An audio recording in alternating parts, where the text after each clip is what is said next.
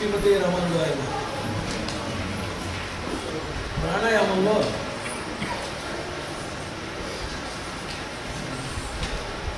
మూడు మహాసిద్ధులు ఉన్నాయి.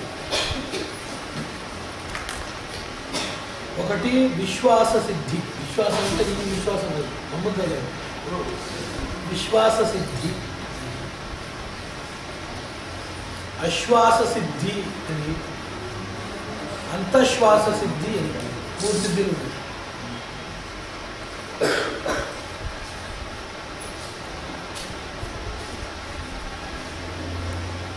జల సమాధి, జీవ సమాధి, భూమిలో కూర్చొని కొన్ని రోజులు తపస్సు చేస్తున్నారు.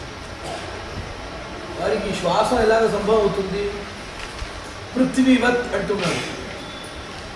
పృథ్వీవత్ అని ఆ న్యాయం లేదు. ఈ భూమి శ్వాసం చేస్తుందా లేదా అని ఒక ప్రశ్న. భూమికి శ్వాసం ఉంది. భూమికి ఒక శ్వాసం దాని చర్మంలో ఉంటున్న అసంఖ్యాత ద్వారం ద్వారా అవుతుంది. ఇంగ్లీష్లో దానికి పోర్స్ అంటున్నారు కదా. అలాగనే ఈ శరీరంలో చాలా ద్వారాలు ఉన్నాయి. ఈ ద్వారాల ద్వారా మనకు చెమట వస్తుంది, కానీ దాని ద్వారా మనకు వాత సంచారం లేదు.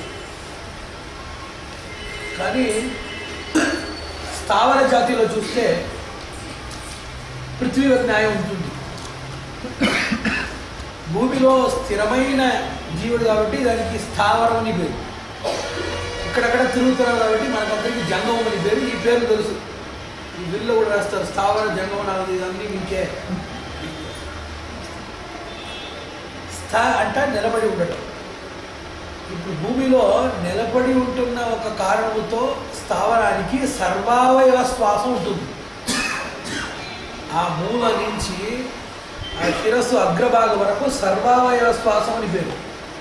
సర్వావయవంలో ఉంటున్న చర్మాంతర్గతమైన అసంఖ్యాత సూక్ష్మ ద్వారం ద్వారా అది శ్వాసం చేస్తుంది.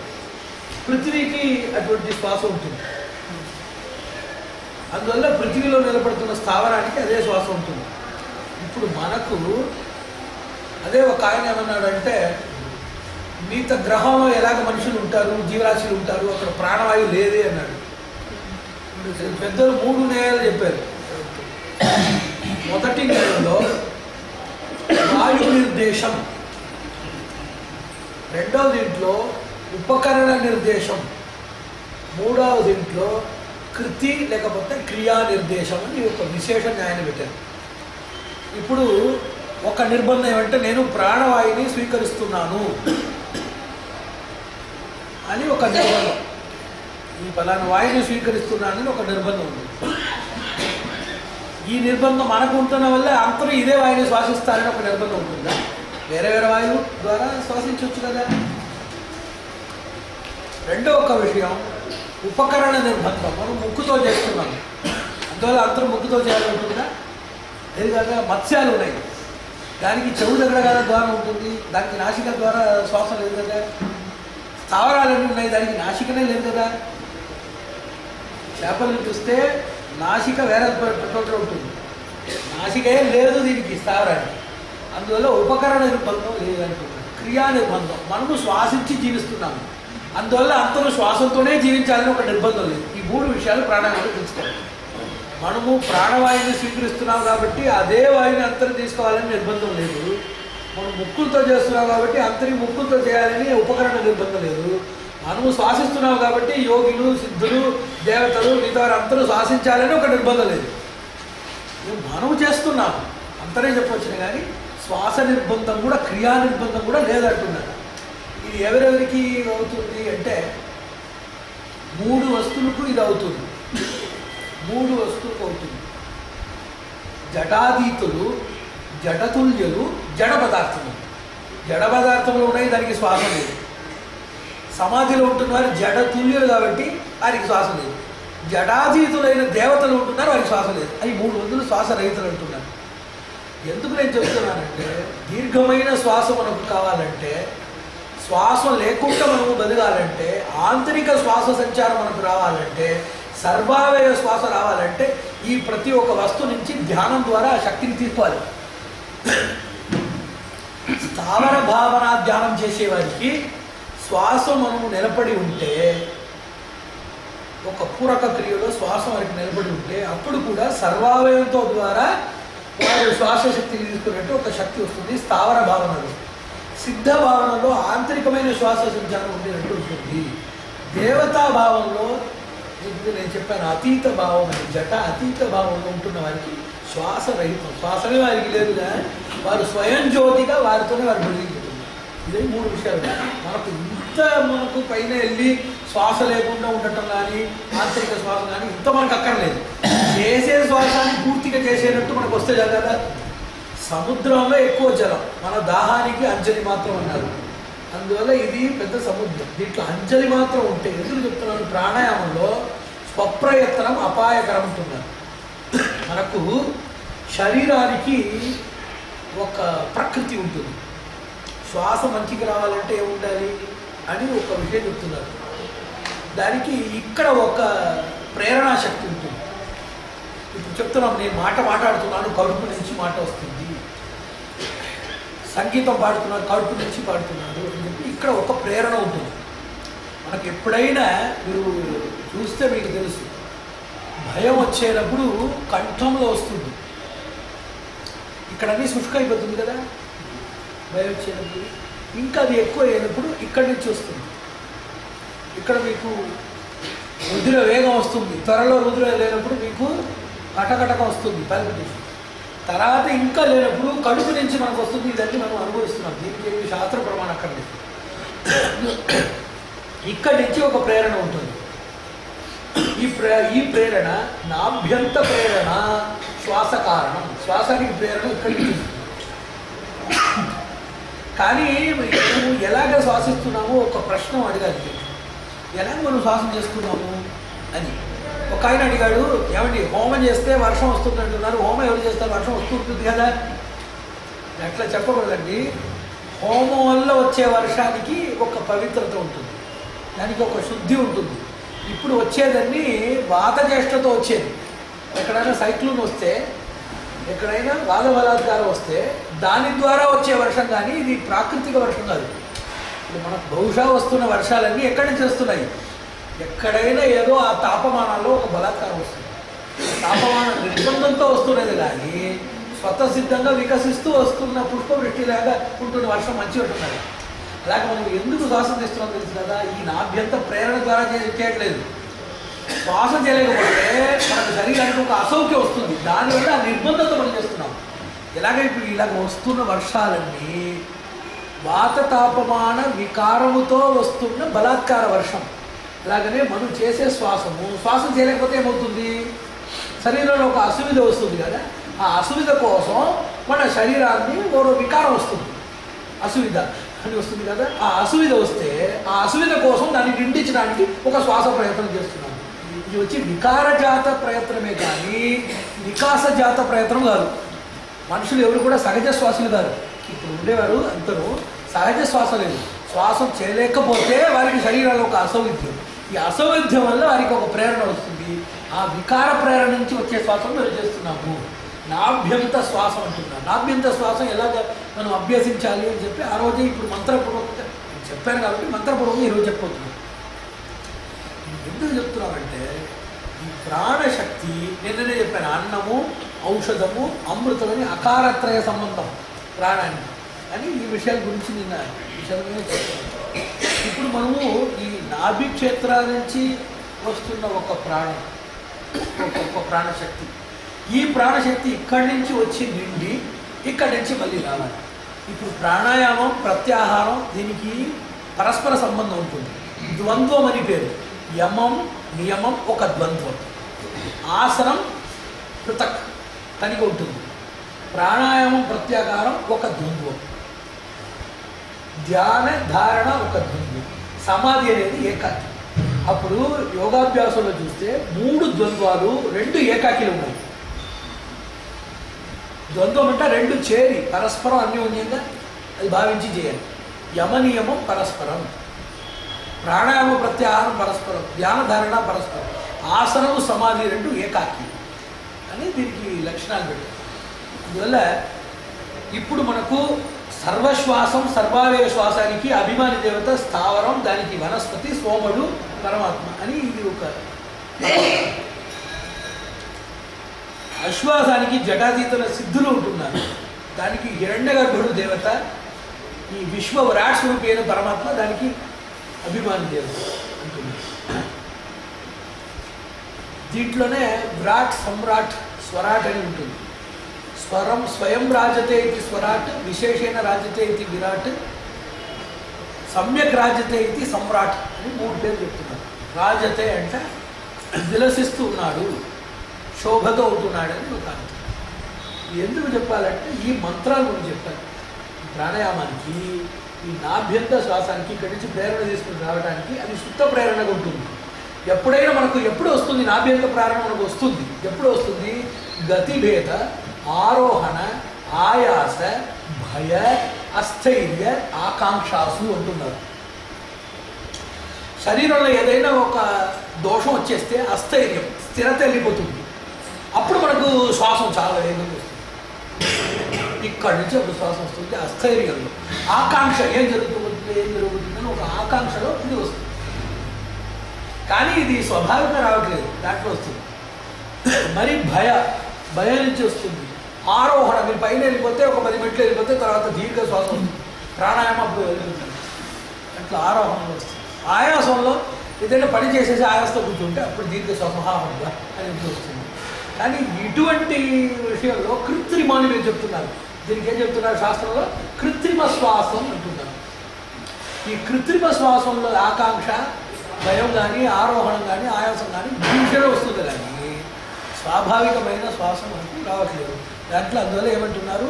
విరాట్ పురుషాయ నమః, స్వరాట్ పురుషాయ నమః, సమ్రాట్ పురుషాయ నమః, వనస్పతయే నమః, బ్రహ్మణే నమః అని ఈ మంత్రాలు చెప్తే అశ్వాసము, ఆంతరిక శ్వాసము, విశ్వాసం అని కొన్ని 3 విషయాలు చెప్తారు. ఈ 3 చేయడానికి ఉండే శక్తి వస్తుంది. ఆ శక్తిలో ఒక లవ మాత్రం ఉంటే నాభ్యాది కేశాంత పర్యంతంగా ఉంటున్న మహాశ్వాస సిద్ధి మనకు వస్తుంది. ఈ విద్యకే ప్రత్యాహరణ విద్య అని పేరు. ప్రతి ఆహ్రియతే అనేన ఇది ప్రత్యాహార అని దానికి వ్యుత్పత్తి. ఒక అభ్యాస సహజంగా వస్తే దానికి ప్రాణాయామం, అదే మన జీవన సహజం అయిపోతే అది ప్రత్యాహారం. అది వచ్చిన వారికే తర్వాత ధ్యానధారణ సమాధిలో అది వెళ్ళిపోవాలి. ఇప్పుడు యమ నియమ ద్వంద్వంలో యమ ఉంటుంది. యమం అంటే ఏ గుణాలు కావాలో ఆ గుణాలు యమం. ఆ గుణాలు సంపాదించడానికి ఎటువంటి అభ్యాసాలు చేయాలో అది నియమం అంటున్నారు కదా. అందువల్లే దానికి ద్వంద్వం అన్నాను. ధ్యానం అనేది ఒక విషయం గురించిన చింత. ధ్యై చింతాయాం అని ధాతు. ధారణ అనేది అదే చింతలో ధరించి ఉండటం. ధారణ అంటే ఏది అర్థం? అక్కడ చింతా ఏవ ఏన ధ్రియతే. ఇప్పుడు మనం ఎందువల్ల ధరిస్తున్నాము? అన్నం వల్ల ధరిస్తున్నాము, పానం వల్ల ధరిస్తున్నాము, శ్వాసం వల్ల ధరిస్తున్నాము, పరస్పర సంఘ వ్యవహారంలో వ్యాపారంలో ధరిస్తున్నాము. ధారణ అంటే మీకు చింతనే అన్నము, ఈ చింతయే ఆహారము, ఈ చింతయే శ్వాసము, ఈ చింతే మీకు కుటుంబము, జీవనమని అక్కడ ధరణ స్థితి ధారణ అంటున్నారు.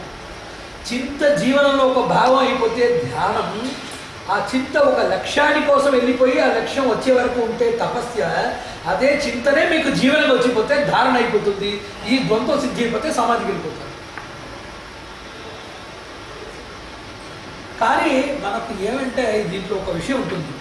ఇంత పూర్ణంగా చాలా పెద్ద విషయాలు ఉంది కదా, ఇదన్నీ మనకు ఎందుకు అందరూ చేస్తారా అని ఒక విషయం. పెద్దలు ఏమంటున్నారంటే విభాగ న్యాయం అంటున్నారు. అది పెద్దదిగా ఉంటే కూడా మీకు కావాల్సిన విషయానికి అది తీసుకోవచ్చు అంటున్నారు. పూర్ణత్వం, ప్రాచుర్యం, యావదావశ్యకత అని 3 నియమాలు చెప్పారు. ప్రాచుర్యం అంటే ఎక్కువ తీసుకోవాలి, పూర్ణం అంటే పూర్తిగా వెళ్ళిపోవాలి, యావద్ ఆవశ్యకత అంటే మనకు ఎంత కావాలో మన కృషి కోసం, మన కర్మ కోసం అంత మనం తీసుకోవాలి. యోగాభ్యాసం ఉండేదని ఏమిటి? సర్వజ్ఞత్వం. అన్ని ప్రపంచంలో ఉంటున్న విషయాలన్నీ చదువుకోవాలని ఒక సర్వజ్ఞ వ్రతం ఉంటుంది. కానీ దాంట్లో ఒక లవాంశం తీసుకుంటే మనం చదివే విషయం వచ్చేస్తుంది కదా, కావాల్సిన విషయమే కదా, యావద్ ఆవశ్యకత అని ఉంటుంది. అందువల్ల ఈ అంగాలన్నీ కూడా ఏమంటున్నారు? అంశ భాగం అంటున్నారు. ఆసనాలంటే నిన్న చెప్పాను 84 లక్షల ఆసనాలు ఉండొచ్చు. అన్ని ఆసనాలు మనకు ఎందుకు కావాలి? ప్రధానమైన మహాసనాలు 5 ఆసనాలు చేస్తే చాలు కదా. అదే ఈ యమ నియమాలు కూడా చెప్పాను. అభిరుచితో ఎంత అల్పం ఉంటుందో అంత మనం తీసుకోవచ్చు. దీనిలో ఒక పూర్తి ఉంటుంది, దీంట్లో ప్రాచుర్యం అధికంగా ఉండేటట్టు ఉంటుంది, మనకు ఆవశ్యకమైనది ఉంటుంది, మనకు అనుకూలమైన ప్రారంభావస్థ ఒకటి ఉంటుంది. ప్రారంభంలో 1, మన అభ్యాసంలో 10, ప్రాచుర్యంలో 100, పూర్ణంలో అనంతం ఉండవచ్చు. మనకి ఇద్దరే జరగదా. ఇందువల్ల ఏం చెప్తున్నామంటే ఈ అష్టాంగం అని చెప్తున్న పద్ధతిలో కొంచెం కొంచెం మనకు ఉండాలి. ఇప్పుడు అది వచ్చి నిత్యం, కానీ మనకు క్షణికం ఉంటే చాలు. ఇప్పుడు 100 జన్మలు దాంట్లో కూర్చుంటున్నారు సమాధిలో, అంత మనకు అక్కర్లేదు. ఒక అర్ధగంట సేపు ఒక సమాధిలో కూర్చుంటే కూడా సమాధి భాగమేది. ధ్యానం అంటున్నారు. ధ్యానం అంటే అవిచ్ఛిన్న ధారా ప్రయోగవత్ చింతా ప్రవాహ ధ్యానం ఏకస్మిన్ లక్ష్యం అధీకృత్య అంటున్నారు. ఏకస్మిన్ లక్ష్య అధీకృత్య చింతా ప్రవాహ ధ్యానం మనం చేస్తున్నాం, కానీ ఎప్పుడు చేస్తున్నాం? ఒక రోజు చేస్తున్నాము, ఒక అర్ధగంట సేపు చేస్తున్నాం. దాంట్లో విభాగాలు నవలేశాలు చేస్తే కూడా మనకు చాలు. ఆ గుణపూర్తిని చూసి మనకు భయం రాకూడదు. అది చాలా పూర్తిగా ఉంటుంది, అన్నీ ఎలాగ చేస్తామని భయం రాకూడదు. మనకుంటున్న అంశాన్ని మనం గ్రహించాలి. ఇప్పుడు ఎవరైనా వచ్చి ఒక తడాగం దగ్గర వెళ్ళి ఇంత నీళ్ళు మనం వదిలేసాం కదా, ఇవన్నీ తాగలేకపోతున్నాం, ఎవరు భయపడుతున్నారా? అలాగే మనం ఎంత మనకు అవసరమో అది మాత్రం వాడుకోవాలి. ప్రత్యాహరణ విద్యలో ఏం చేస్తున్నామంటే అశ్వాసము, విశ్వాసము, ఆంతరిక శ్వాసము. ఇప్పుడు ఆంతరిక శ్వాసము ఎలాగ రావాలి? పెద్దలు ఏమంటున్నారు? కల్పన, ప్రకల్పన, సంకల్పన అంటున్నారు. ఇప్పుడు ఒక విషయాన్ని మీరు అనర్థంగా చేసుకుంటుంటే ఏమి వికల్పన అంటున్నారు. ఏమో కోపంగా ఉంటున్నాడు, ఏదో వికల్ప భావం అని కానీ మాటలు చెప్తున్నాను. వికల్ప అంటే విపరీతంగా కల్పించడం. కల్పన అంటే, ప్రకల్పన అంటే, సంకల్పన అంటే ఈ 3 మంచి ప్రక్రియలు. లేని విషయాన్ని మనం అనుమానంగా భావించటం కల్పన. లేని విషయం అంటే మనకు తెలియని విషయం. 2 విషయాలు ఉన్నాయి. ఉంటుంది కానీ మనకు తెలియదు అని ఒక విషయం. ఒక విషయం ఉంటుంది కానీ మనకు అది తెలియలేదు. ఒక విషయం లేనే లేదు. కల్పనలో కూడా 2 కల్పనలు ఉన్నాయి, సత్కల్పన, అసత్కల్పన అని పేరు. లేని విషయాన్ని ఉండేటట్టు మీరు భావిస్తూ ఉంటే మీరు మంచి ఒక వైద్యుడి దగ్గర వెళ్ళాలి. హల్యూసినేషన్ అంటున్నారు, ఒక వ్యాధి. వ్యాధి అంటే ఏంటి, సమాధి అంటే ఏంటి అంటున్నారు. లోపల మనకు ఉంటున్న ఆధార వస్తువు మన లోపల వ్యాపిస్తే దానికి సమాధి అంటున్నారు. అననుకూల వస్తువు మన శరీరంలో దూరేస్తే దానికి వ్యాధి అంటున్నారు. అనుకూల వస్తు వ్యాప్తి సమాధి. మనకు అనుకూలమైన వస్తువు ఉంటుంది, అది వ్యాపించడం. అంటే మనం కళ్ళు ఇక్కడ చూస్తుంది కానీ చెవులు ఎక్కడ ఉన్నాయి, ఒక్కొక్క ఇంద్రియం ఒక్కొక్క వాటిలో ఉంటుంది. ఇప్పుడు సమాధి అంటే అన్ని ఇంద్రియాలు ఒకే విషయాన్ని గురించి ఉండాలి. అప్పుడు ఉంటేనప్పుడు సమాధి ధ్యానానికి ఏమీ భేదం అని అడిగారు. 3 విషయాలు ఉంటుంది. ఇప్పుడు మన శరీరంలో కూడా 2 రకమైన క్రియలు జరుగుతున్నాయి. అయత్ర క్రియ, యత్ర క్రియ. ఇంగ్లీష్లో దానికి ఇన్వాలంటరీ, వాలంటరీ అని పదాలతో చెప్తారు. ఇట్లా మనం పడుకొని ఉంటే కూడా శ్వాసం అది జరుగుతుంది, హృదయం కానీ రక్త సంచారం కానీ జీవం కానీ జరుగుతుంది కదా. ధ్యానంలో ఉంటున్న వారికి యత్ర క్రియల నుంచే వారు వ్యాపారం నుంచి బయట వస్తారు, కానీ అయత్ర క్రియలు జరుగుతుంటాయి కదా ఉంటుంది. కానీ సమాధిలో ఉంటున్న వారికి అయత్ర క్రియలు కూడా జరుగుతాయి. అది ఒక భేదం. రెండో ఒక విషయం, ఆంతరికమైన దర్శనం చేస్తున్న వారు ధ్యానం చేస్తున్నారు. విజ్ఞానమయ కోశంలో మనం వెళ్ళిపోతే దానికి ధ్యానం ఉంటుంది. ఆనందమయ కోశానుభూతి ఉంటే దానికి సమాధి అని పేరు. ఇది రెండవ ఒక వ్యత్యాసం చెప్తారు. ఇది ఒక వ్యత్యాసం. ఇంకొక విషయం, ధ్యానం చేస్తున్న వారికి ఆ ధ్యానంలో 3 రకమైన అనుభూతులు ఉంటున్నాయి. ఒకటి జ్ఞానము, ఇంకొక విషయం జ్ఞానంతో వస్తున్న ఒక శక్తి విశేషం, ఆ శక్తి సంపదతో వస్తున్న ఒక అనుభవ విశేషం అని 3 ఉంటున్నాయి. ధ్యానంలో జ్ఞానం కూడా పుట్టవచ్చు, సమాధిలో జ్ఞానం పుట్టదు. కేవలానుభూతి సమాధి అంటున్నారు. సమాధిలో జ్ఞానానికి కానీ శక్తికి కానీ పని లేదు. ధ్యానం చేస్తున్న వారికి శక్తి రావచ్చు, ధ్యానం చేస్తున్న వారికి జ్ఞానం రావచ్చు, ధ్యానంలో అనుభూతి కూడా రావచ్చు. కానీ జ్ఞానం ఒక శక్తి అన్ని పరిమళించి పరిణమించి పూర్తి అయిన తర్వాతనే సమాధి అనుభవం. అందువల్ల కేవల సమాధి, కేవల అనుభూతి అని ఒక పదం చెప్తున్నారు. అందువల్ల కేవల అనుభూతికే మనం సమాధి అని పేరు. ఇప్పుడు ప్రత్యాహారం చేయాలంటే కల్పన, ప్రకల్పన, పరికల్పన అసత్కల్పనాన్ని లేని విషయాన్ని.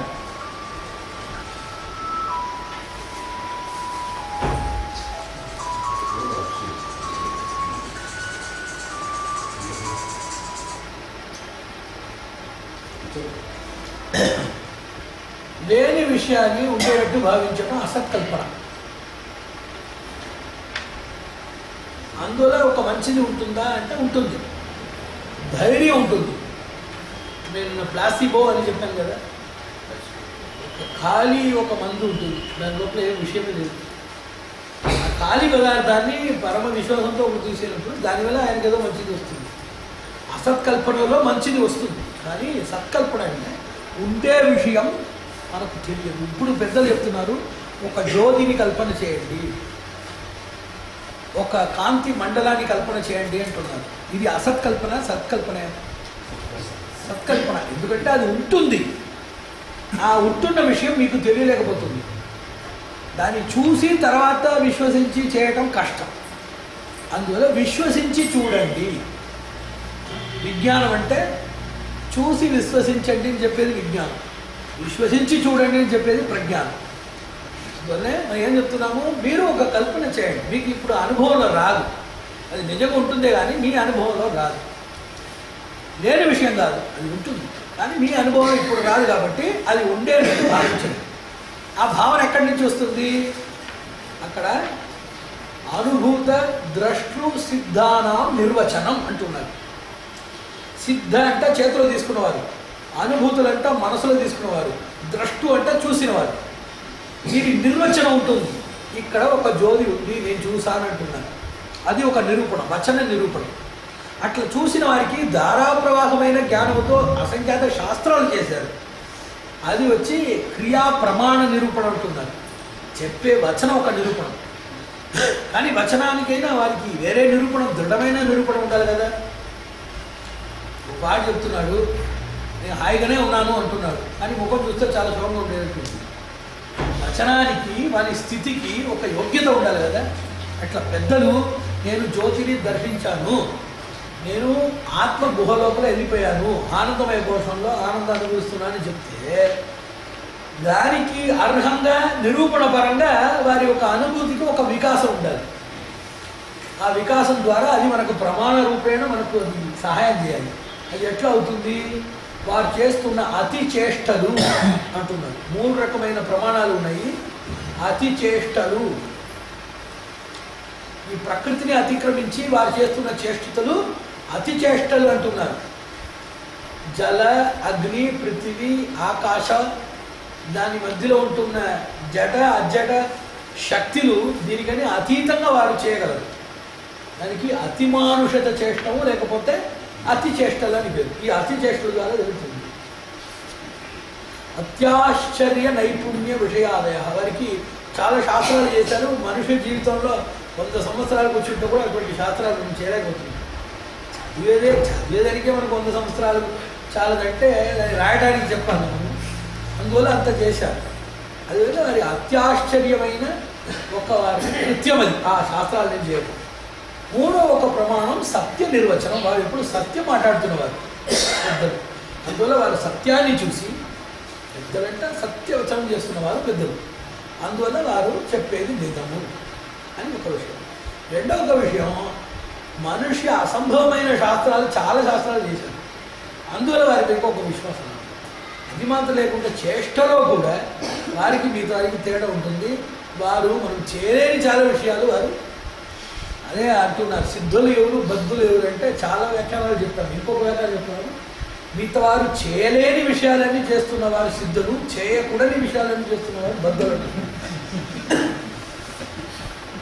అందువల్ల వారికి సత్య నిర్వచన ప్రమాణం, అత్యాశ్చర్య కృత్య ప్రమాణం, అతిచేష్టిత ప్రమాణం అని 3 ప్రమాణాలతో వారు చెప్పే మాటను నమ్మి మనం కల్పన చేస్తున్నాం. ఇక్కడ ఒక పుట్టరిక ఉంటుంది, ఆ తామరని మేము ధ్యానించండి చేస్తున్నాం. ఎందుకంటే ఈ 3 ప్రమాణాలు. అట్లా చేసేది కల్పన, అట్లా చేసేది కల్పన. కానీ జీవితం పూర్తిగా కల్పన చేసి వెతుకుతుంటారు. ఆ కల్పనకు ఒక ఆనయన నయనం అని పేరు. యోగశాస్త్రంలో శక్తికి పేరు ఆనయనం నయనం అని పేరు. ఈ హృదయ పుండరీకాన్ని మీరు తీసుకుని వస్తున్నారు, మీరు ధ్యానంతో మీ ఇష్టంతో తీసుకుని వస్తున్నారు. దానికి ఆనయనం అని పేరు. తీసుకుని వచ్చి ఈ కల్పనాలన్నీ చేసిన తర్వాత ఆ ద్వారాలన్నీ మనకు తెలిసిపోతుంది. తర్వాత ఆ పుండరీకం మనకు కనపడుతుంది.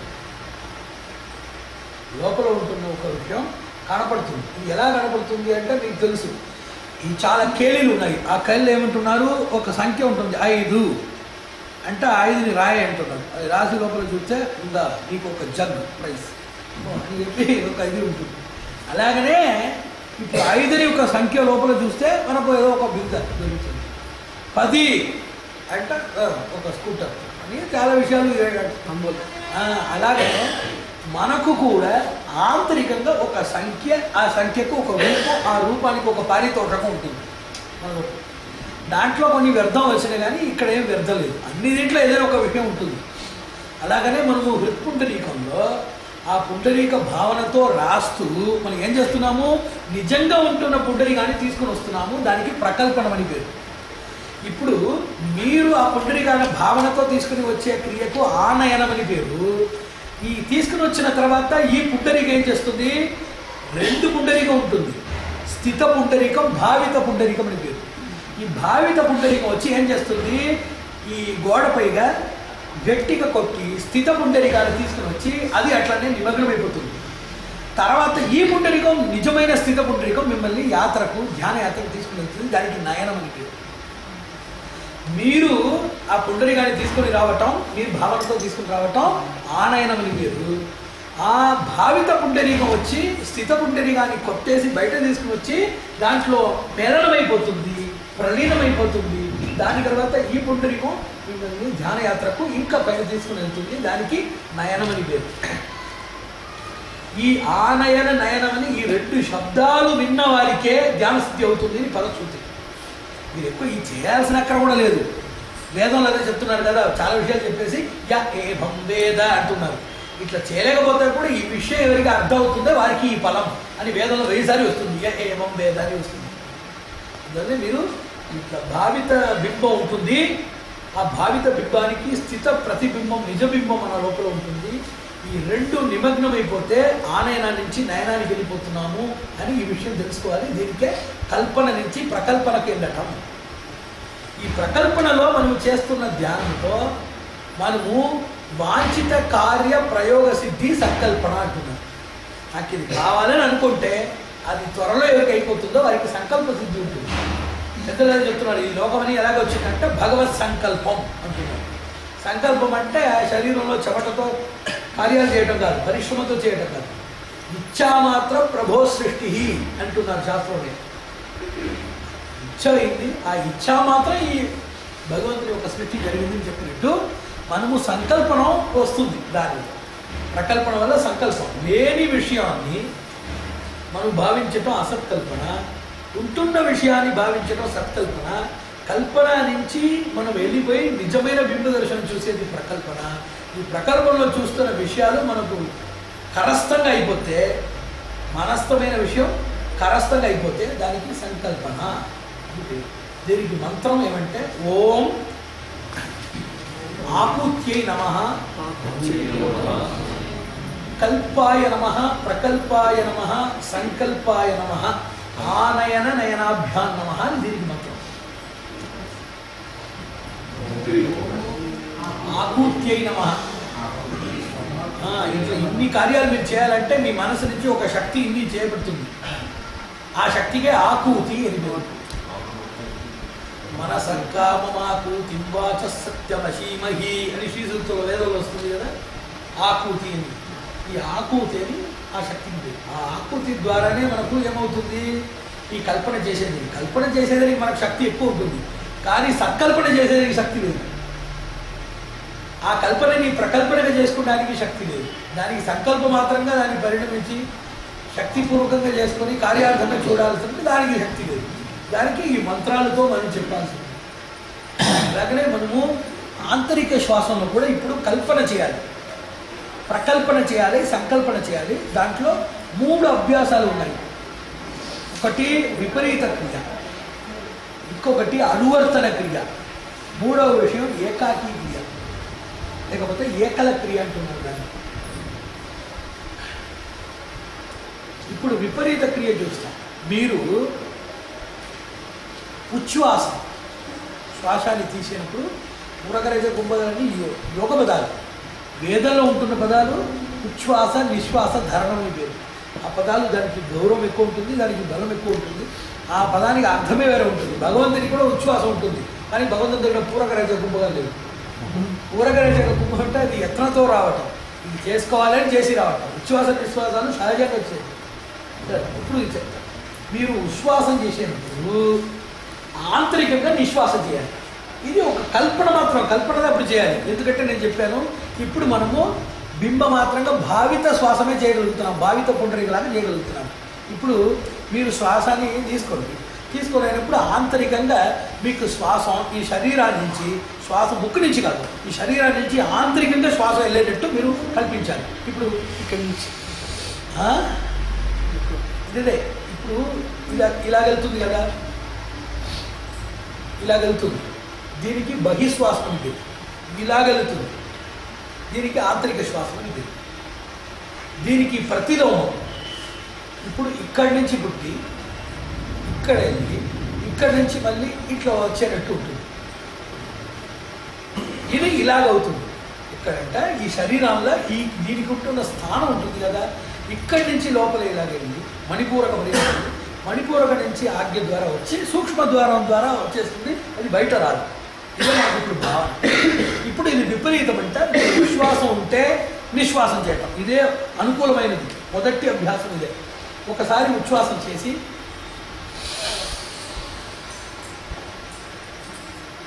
కానీ ఇది చేసేటప్పుడే ఇది బయట వచ్చేటట్టు రావటం చాలా కష్టం, త్వరలో రాదు. కాబట్టి మనం ఇది చేసిన తర్వాత మనకి అది వచ్చేటట్టు భావించాలి. భగవద్గీతలో చెప్పి, భగవద్గీతలో హింట్ మాత్రమే, ఈ విషయం లేదు కదా. భగవద్గీతలో చెప్పిన విషయం ఇది ఒక హింట్ మాత్రమే. దీంట్లో యోగపారి జాతంలో దీనికి ఒక హింట్ ఇచ్చారు.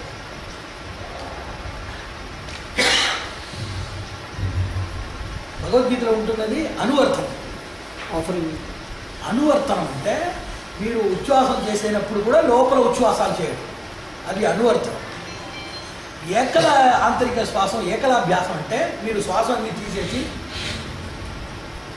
ఇట్లా శ్వాస రహితంగా ఉండి ఆంతరిక శ్వాస మాత్రం చూద్దాం. ఒక్కొక్కసారి నమోదు చేయండి, మళ్ళీ ఇంటికి వెళ్ళి కూడా సాకాశం చేయొచ్చు. ఉచ్ఛ్వాసం చేసేటప్పుడు అక్కడి నుంచి నిశ్వాసం వచ్చేటట్టు,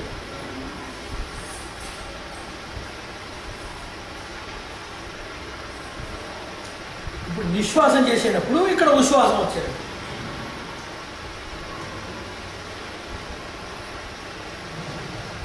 ఇది విపరీతం. దీనికి తర్వాత అనువర్తనం అంటే ఇక్కడ మనం ఉచ్ఛ్వాసం చేసేటప్పుడే కూడా మన శరీరానికి నాభి నుంచి ఆజ్ఞా పర్యంతం ఆంతరిక వాత సంచారం జరుగుతుంది అని అభిమానం కాదు. ఏకాకి ఏకలము స్థగనం అంటే శ్వాసం కూడా బంధించేసి ఆంతరిక శ్వాసం మాత్రం చేయడం. ఇప్పుడు ఆంతరిక శ్వాసం వల్ల మనకు ఎక్కువ లాభం ఉంటుంది బాహ్య శ్వాసానికైనా. ఈ విషయానికే ప్రత్యాహరణం అని పేరు. మనం తీస్తున్న ప్రాణాన్ని, ఆయామం చేస్తున్న ప్రాణాన్ని ఆహరించటం, దాన్ని శక్తిపూర్వకంగా మార్పులు చేసి దాన్ని అన్నము, ఔషధము, అమృతం అని పరిణామంతో తీసుకునేది ఆంతరిక సంచారంతో మార్పు చేయటం అది ఉంటుంది. దానికి ఏమంటున్నారు? ధాతువాదం అని పేరు. ప్రాణాయామానికి ఏం పేరు? ధాతువాదం అని పేరు. ప్రత్యాహారానికి ఏం పేరు? రసవాదం అని పేరు. ఉండే ఒక విషయాన్ని అదే విషయంగా చేయటం. ఇనుము నుంచి ఇనుము, రాగి నుంచి రాగి, ఇత్తడి నుంచి ఇత్తడి అని ఒక్కొక్క వస్తువుని సంకలనం చేయటం ధాతువాదం. ఒక వస్తువుని ఇంకొక వస్తువుకు పరిణామం చేయటం రసవాదం. Alchemy, chemistry and alchemy. ధాతువాదం అంటే కెమిస్ట్రీ, రసవాదం అంటే ఆల్కెమీ. అలాగనే ప్రాణాయామం అనేది ఒక ధాతువాద పద్ధతి. యథాతథ మీకు ప్రాణం ఎలాగ ఉంటుందో ఆ ప్రాణాన్ని తీసుకుంటుంటే ప్రాణాయామమే. కానీ ప్రత్యాహారంలోనే ఈ ప్రాణశక్తిలో విశిష్టమైన రసవాద మార్పులు వస్తున్నాయి. ఆ శక్తిని వర్ధనం, అధికంగా చేయటం, పరివర్తనం, వేరే ఒక శక్తిగా మార్పు తీసుకుని రావటం, సృజనం, బయట నుంచి మనం తీసుకుంటే సొంతంగా ఏం చేస్తున్నా, నేను సొంతంగా బిజినెస్ చేస్తాను అనుకున్నాను, అలా సొంతంగా వారు చేసుకుంటం సృజనం అయిపోయింది. సృజనం, వర్ధనం, పరివర్తనం అని 3 శక్తులు వస్తుంది. దీనికే ప్రత్యాహారం అని అసిద్ధికి పేరు. ప్రత్యాహారం అంటే ప్రాణస్య ఆయాయామనంతరం ఆయామం చేసిన అనంతరం తర్వాత 3 శక్తులు వర్ధన వృద్ధి చేసే శక్తి, పరివర్తనం చేస్తున్న శక్తి, సృజనం మనం ఉత్పత్తి చేస్తున్న శక్తి, ఇవి ప్రజారోగ్యం. దీనికి కూడా నామమాత్ర మంత్రాలు ఉన్నాయి, బీజంతో కూడా మనం చెప్పచ్చు. ఓం బ్రహ్మ వర్ధనాయ నమః, ఓం స్రం సృష్ట్యై నమః, స్రం సృష్ట్యై నమః అది ఉంటుంది. ఓం భం భేదకాయ నమః అని పరివర్తన మంత్రం. భం భేదకాయ నమః, స్రం సృష్ట్యై నమః, బ్రహ్మ వర్ధనాయ నమః అని దానికి మంత్రం. ఇప్పుడు ధ్యానంలో కూడా చాలా విభాగాలు ఉన్నాయి. ధ్యానం ఎంతసేపు చేయాలి ఇది చాలా విషయాలు అడుగుతున్నారు. ధ్యానం ఎప్పుడు చేయాలి?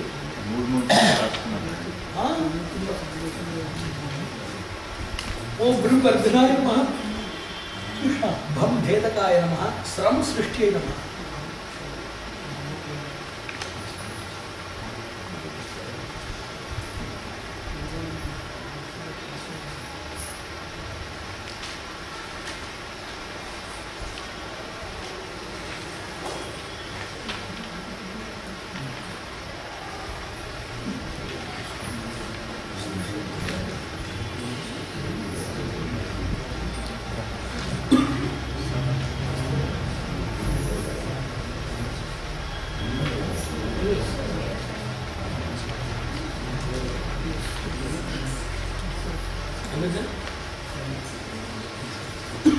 ఇప్పుడు ధ్యానంలో ఏ విషయాన్ని గురించి ధ్యానం చేయాలి అని ఒక విషయం, ఎంతసేపు చేయాలి, ధ్యానానికి సహకారి ఉపకరణాలు ఏమి ఉంటుంది. ఇంత పెద్ద బంగారం ఉంటే దాంట్లో ఒక చిన్న భాగానికి కూడా బంగారం అనే పేరు. అట్లా మనం చాలా విషయాలు ధ్యానం అంటున్నామంటే అది ధ్యానంలో ఒక చిన్న భాగానికే ధ్యానం అంటున్నాం. ఇప్పుడు ఆంగ్ల భాషలో దానికి పదాలు ఉన్నాయి, సంస్కృతంలో కూడా పదాలు ఉన్నాయి. అవధానం, అవగమనం, ధ్యానం అని. ఆంగ్ల భాషలో చెప్పాలంటే అటెన్షన్, కాన్సన్ట్రేషన్ అండ్ మెడిటేషన్. ఇప్పుడు చాలా మనుషులు కాన్సన్ట్రేషన్ దా ఇప్పుడు మెడిటేషన్ని పదంతో వాడుకుంటున్నారు. ఒక విషయాన్ని గురించి అటెన్షన్ అంటే ఏమి? మనసుని ఇవ్వటం. కాన్సన్ట్రేషన్ అంటే ఏమి? బుద్ధిని ఇవ్వటం. మెడిటేషన్ అంటే ఏమి? ఆత్మని ఇవ్వటం. ఆత్మని ఒక ప్రయోగానికి, ఆత్మవస్తుని ఒక భాగానికి, ఆత్మవస్తు సంబంధానికే ధ్యానం అని లేదు. కేవల బుద్ధి సంబంధానికి కాన్సన్ట్రేషన్ ఏమి లేదు. కేవల మానసిక వృత్తికి అటెన్షన్ అని లేదు. దీనికి అవధానం, అవగమనం, ధ్యానం అని పదాలు ఉన్నాయి. అసలు ఎక్కువ మనుషులు ఇప్పుడు ధ్యానం ఏమంటున్నారంటే ఈ బుద్ధిపూర్వంగా విషయాన్ని నేను దీంట్లో ధ్యానం చేసి చూశాను ఏమని. అప్పుడు ధ్యానం చేయడానికి అవగమించాను అని చెప్పాలి. ఒక విషయాన్ని మనసు పూర్తిగా ఇట్లా మనసుని ఇక్కడ ఇచ్చి వింటున్నారు, దానికి ఏం పేరు? అటెన్షన్. అవధానం.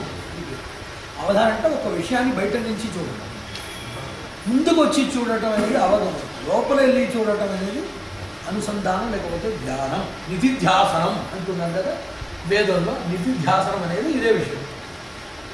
అందువల్ల కానీ ధ్యానాన్ని ఒక్కొక్క భాగం నుంచే మనము పూర్ణమైన ధ్యానానికి వెళ్ళాలి. దీనికి ఎలాగ మనకు ఒక వ్యావృత్తి అంటే దానికి దీనికి ఉంటున్న ఒక మార్పు ఎలాగ మనం స్వానుభూతిలో తెలుసుకుంటున్నాము. ఇప్పుడు ధ్యానం చేస్తున్న వారికి కొన్ని ఫలాలు వస్తున్నాయి, ఆ ఫలాలు మిగతా వారికి రావు. ఒకటి, ఒక విషయంలో ఎక్కువ వాడు కాన్సన్ట్రేషన్ అనే అవగాహన చేస్తాడు. అవగాహన అని కూడా పేరు కాన్సన్ట్రేషన్కి. సంస్కృతంలో అవగాహన అని పేరు ఉంది. ఆ అవగాహన చేసేటప్పుడు వానికి ఏమొస్తుంది? ఆయాసం వస్తుంది. శక్తి వ్యయక్రియ అవగాహన, శక్తి సంపాదన క్రియ ధ్యానం. అందువల్ల మీరు చేసేటప్పుడు శక్తి వ్యయం అవుతుందా సంపాదన అవుతుందా మీకే తెలుసు కదా.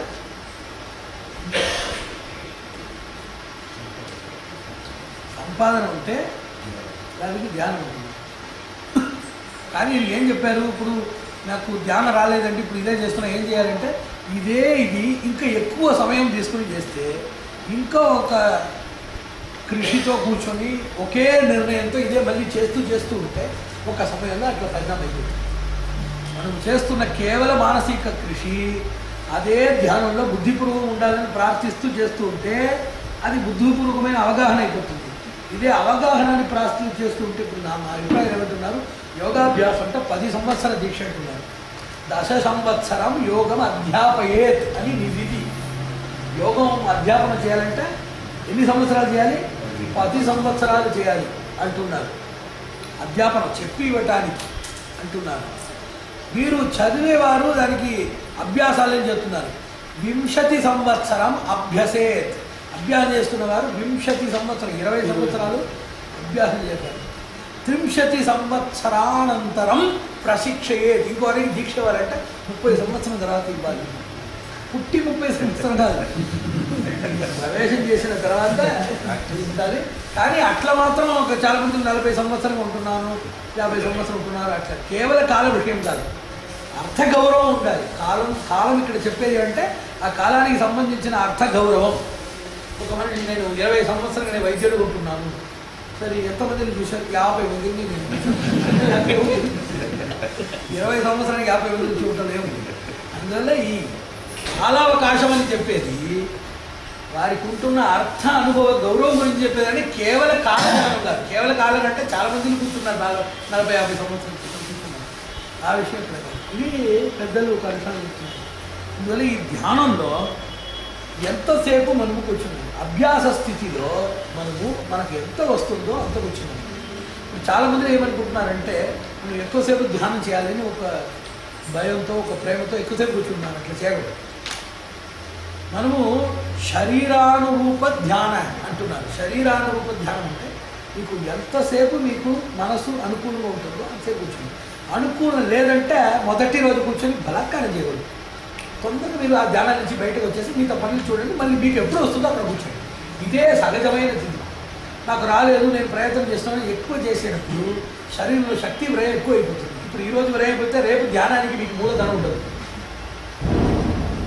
ధ్యాన విషయం కూడా అప్పుడు ఏం చేయాలి? ఇప్పుడు నాకేమి గది అంటే ధ్యానంలో సిద్ధి అయిన వారు, పెద్దలు చిన్నపిల్లల్ని వేలు పెట్టి తీసుకుని వెళ్తారు కదా, ధ్యానం చేస్తున్న వారు మీ గురువులు కానీ పెద్దలు కానీ మీకోసం మీరు క్షేమాని కోసం వారు ధ్యానం చేస్తున్నారు. అట్లా మీకోసం మీ పేరు చెప్పి వెళ్ళలేకపోతే కూడా వారు చేసే ధ్యానాలన్నీ వారికి శిష్యులు వారికి ఆశ్రితులకి వస్తుంది. పెద్దలు చేసేది పుణ్యం కానీ పాపం కానీ వారి పిల్లలతో వస్తుంది చెప్పినట్టు. గురువులు మీరు పేరు నక్షత్రం గోత్రం అని చెప్పి మీరు బాగుండాలని చెప్పాల్సి అక్కర్లేదు. వారు నిజంగా చేస్తున్న పూజ వారికి ఇష్టం ఉంటే కూడా నేను బాగా ఉండాలి అని చెప్పి ఒక గురువు పూజ చేసినా కూడా అది మిగతా వారికి వెళ్ళిపోతుంది, కానీ ఆయనకు రాదు. ఆయనకే ఇష్టం లేకుండా ఉంటే కూడా ఆయన స్థాన గౌరవాన్ని చూసి అది మిగతా వారికి క్షేమవుతుంది. అందువల్ల మిగతా వారు మంచి ధ్యానం చేస్తున్న జ్ఞాని వారిని ధ్యానంలో ఉండటమే మనకు ప్రథమ గౌరవం. మన గౌరవం ఏమి ధ్యానం చేయటం కాదు, అది రెండో గౌరవం. మొదటి గౌరవం ధ్యానం చేస్తున్న వారి తలుపులో ఉండటమే మనకు గౌరవం అని ఆ జ్ఞానం రావాలి. మళ్ళీ ధ్యానము ఎప్పుడు మీకు వస్తుందో 2 రకంగా చెప్తున్నారు. ఎప్పుడు ఒక ఆయన చెప్పాడు, నాకు వచ్చి మా ఇంటి దగ్గర ఒక వారానికి 2 రోజులే నీరు వస్తుంది. ఎప్పుడు వస్తుందో అప్పుడు తీసుకుంటాను, కానీ నీరు తాగేది ఎప్పుడు ఆ రోజు నీరు వస్తుందో అప్పుడే తాగుతున్నారా? అది పెట్టేసి వారికి ఎప్పుడు కావాలో వారు తాగుతున్నారు. అందువల్ల శేఖరణం 2 స్థితులు చెప్తున్నారు ధ్యానంలో. శేఖరణం ఒకటి కలెక్షన్ అంటున్నారు, దానికి శేఖరణం ఉంది. వినియోగ అంటే ప్రయోగం చేయడం. అందువల్ల మనకు ఎలాగవుతుంది? చైతన్య సుకృత కాల సన్నిహితి అంటున్నారు. చైతన్య సుకృత కాల సన్నిహితి. ఇప్పుడు చాలామందిలో ఉండరు. ఇప్పుడు ఏదైనా ఒక కార్యాలయానికి వెళ్ళిపోతే ఏదో సంతకం పెట్టాలంటే 2 మంది సంతకం పెట్టాలి. ఈయన ఉంటే ఆయన రాడు, ఆయన ఉంటే ఈయన రాడు, ఎక్కడికైనా వెళ్ళిపోతారు. అలాగనే 3 మందిలో చేరి ఉండటం చాలా కష్టం. ఒకటి మన చైతన్యం, మన మనసు రెడీగా ఉండాలి, సిద్ధంగా ఉండాలి. అది చాలా కష్టం. మనసు ఉంటే కూడా సుకృతం దానికి ఉండాలి. సుకృతం ఉంటేనే అవుతుంది. కేవలం మనసు ఆశతో ఉండొచ్చునే కానీ ఆ మనసుకు శక్తి లేదు. ఆ శక్తిని ఎప్పుడో మనం చేసిన ఒక పుణ్యం అప్పుడు ఫలించాలి. అదే సమయంలో కాలం కూడా మనకు అనుకూలంగా ఉండాలి. ఈ 3 ఎప్పుడో మనకు అనుకూలంగా ఉంటుంది. కాదాచిత్కం అని పేరు. దానికి ఏం పేరు? కాదాచిత్కం అంటే ఎప్పుడో ఒకసారి మనం చేసిన సుకృతము, మనకు ఆశపడుతున్న చైతన్యము, కాలాన్ని ఒక అనుకూలం, ఇది 3 చేరి వస్తుంది. అప్పుడు మనకు మనసు ప్రశాంతంగా ఉంటుంది. ఒక క్షణం కానీ ఒక నిమిషం కానీ. అప్పుడు మీరు ఏ శుద్ధి లేకుండా నేను శుద్ధి స్నానం చేస్తాను, స్నానం చేసినప్పుడు అది వెళ్తుంది. అప్పుడు మీరు సత్వరంలో మీరు సిద్ధంగా ఉండాలి, ముందే ఉండాలి. ఎక్కడైనా దొంగలు వచ్చిన తర్వాత వారు ఆయుధాలు తీస్తారా? కొన్నిసార్లు ముందే రెడీగా ఉంటున్నారు. దొంగలు వచ్చిన తర్వాత తీసుకొచ్చి ఇప్పుడేముంది అని చెప్తారా? అంగడిగా తీస్తున్నారా? సిద్ధంగా ఉంటున్నారు. కాబట్టి మనము ఈ మంత్రము క్రియతో సిద్ధంగా ఉండాలి. ఎప్పుడు మనసు మనకే తెలుసు. ఈ లౌకిక విషయంలో తినటం కానీ, పడుకుంటా కానీ, బంధువులు కలవటం కానీ, ఏ విషయంలో రుచి లేకుండా ఏదో ఒక దాహం, ఒక తాపం, మనసులో ఒక ప్రశాంతత వస్తుంది, అందరికీ ఉంటుంది. జీవాత్మగా ఉంటున్న వారికి, పరమ పాపులు కూడా ఎప్పుడో ఒకసారి వస్తుంది. ఏమిటి అది లేదని చెప్పకూడదు. అది సర్వజీవ సామాన్యంలో ఒక విషయం చెప్పారు. అందువల్ల అన్ని జీవరాశికి ఉంటుంది. ఒక కుక్క కూడా ఉంటుంది, కానీ కుక్క మంత్రం చెప్పదు. అదే కానీ వేరే దానికి మనకు ఒక వ్యత్యాసం లేదు. అందువల్ల మీకు ఈ త్రికం అంటున్నారు, త్రిసంధి లేకపోతే త్రికం అని పేరు. కాలము, సుకృతము, చైతన్యము అన్నీ ఒకే రేఖలో కలవటం త్రిసంధి అని పేరు. ఆ త్రిసంధి అప్పుడు మనము క్షణం కానీ నిమిషం కానీ అప్పుడు కూర్చుంటాం. ఇప్పుడు ఎలాగ చెప్తున్నారు? వర్షాకాలానికి ధాన్యాలని వేడి కాలంలో ఈ చీమలన్నీ అన్నీ చూసి అన్ని పెట్టి సేకరణ చేస్తుంది. మళ్ళీ ఆ వర్షాకాలం లేని సమయంలో వినియోగం చేస్తుంది కదా. అలాగనే మనకు అన్ని కాలం మనకు అనుకూలంగా ఉండవు.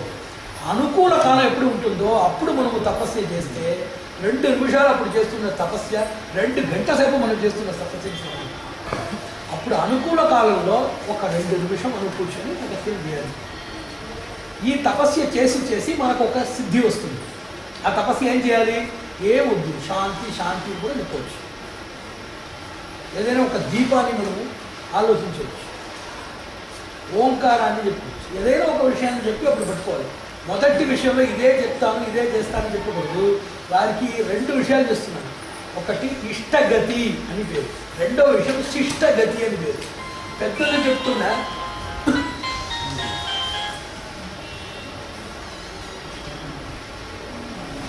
పెద్దలు శాస్త్రంలో చెప్తున్న మార్గాలు ఉన్నాయి. ఆ మార్గానికి ఏం పేరు? శిష్టగతి అని పేరు. నువ్వు ఇలాగనే చేయాలి, ఇప్పుడే చేయాలి, ఈ విధంలో చేయాలి అని చెప్పే విషయాలు ఏంటి? శిష్టగతి. కానీ శిష్టగతికి అంత రాదు. అందువల్ల ఇష్టగతి నీకు ఎంత వస్తుందో చెయ్యి, ఎప్పుడు వస్తుందో చెయ్యి, ఏది నీకు అభిప్రాయంలో మంచిగా పడుతుందో అది ఇప్పుడు చెయ్యి అని చెప్పేసి ఒక వాహనం నుంచి దిగుతున్నాం, ఒక పారుతున్న వాహనం నుంచి దిగుతున్నాం. దీని తర్వాత మీరు ఇక్కడ వెళ్ళాల్సి ఉంటే కూడా మీరు కొన్ని మెట్లు ఆ వాహనం ఎలా వెళ్తుందో ఆ దారిలో వెళ్ళి మళ్ళీ వస్తారు. ఇది ఉంటుంది కదా. దీనికి సహగమనం అని పేరు. ఒక శిష్యుడు ఉంటే వానికి సహగమనం, వానికి కాలం, వానికి ఇష్టం, వానికి అనుకూలమని చూసి ఆ మొదటి స్థాయిలో వానికి అన్నీ చేసేసి మళ్ళీ స్థిరమైన తర్వాత వానికి శిష్టగతిలో తీసుకొని రావాలి. యోగాభ్యాసంలో ఇష్టగతి 44, శిష్టగతి 12 అన్నారు.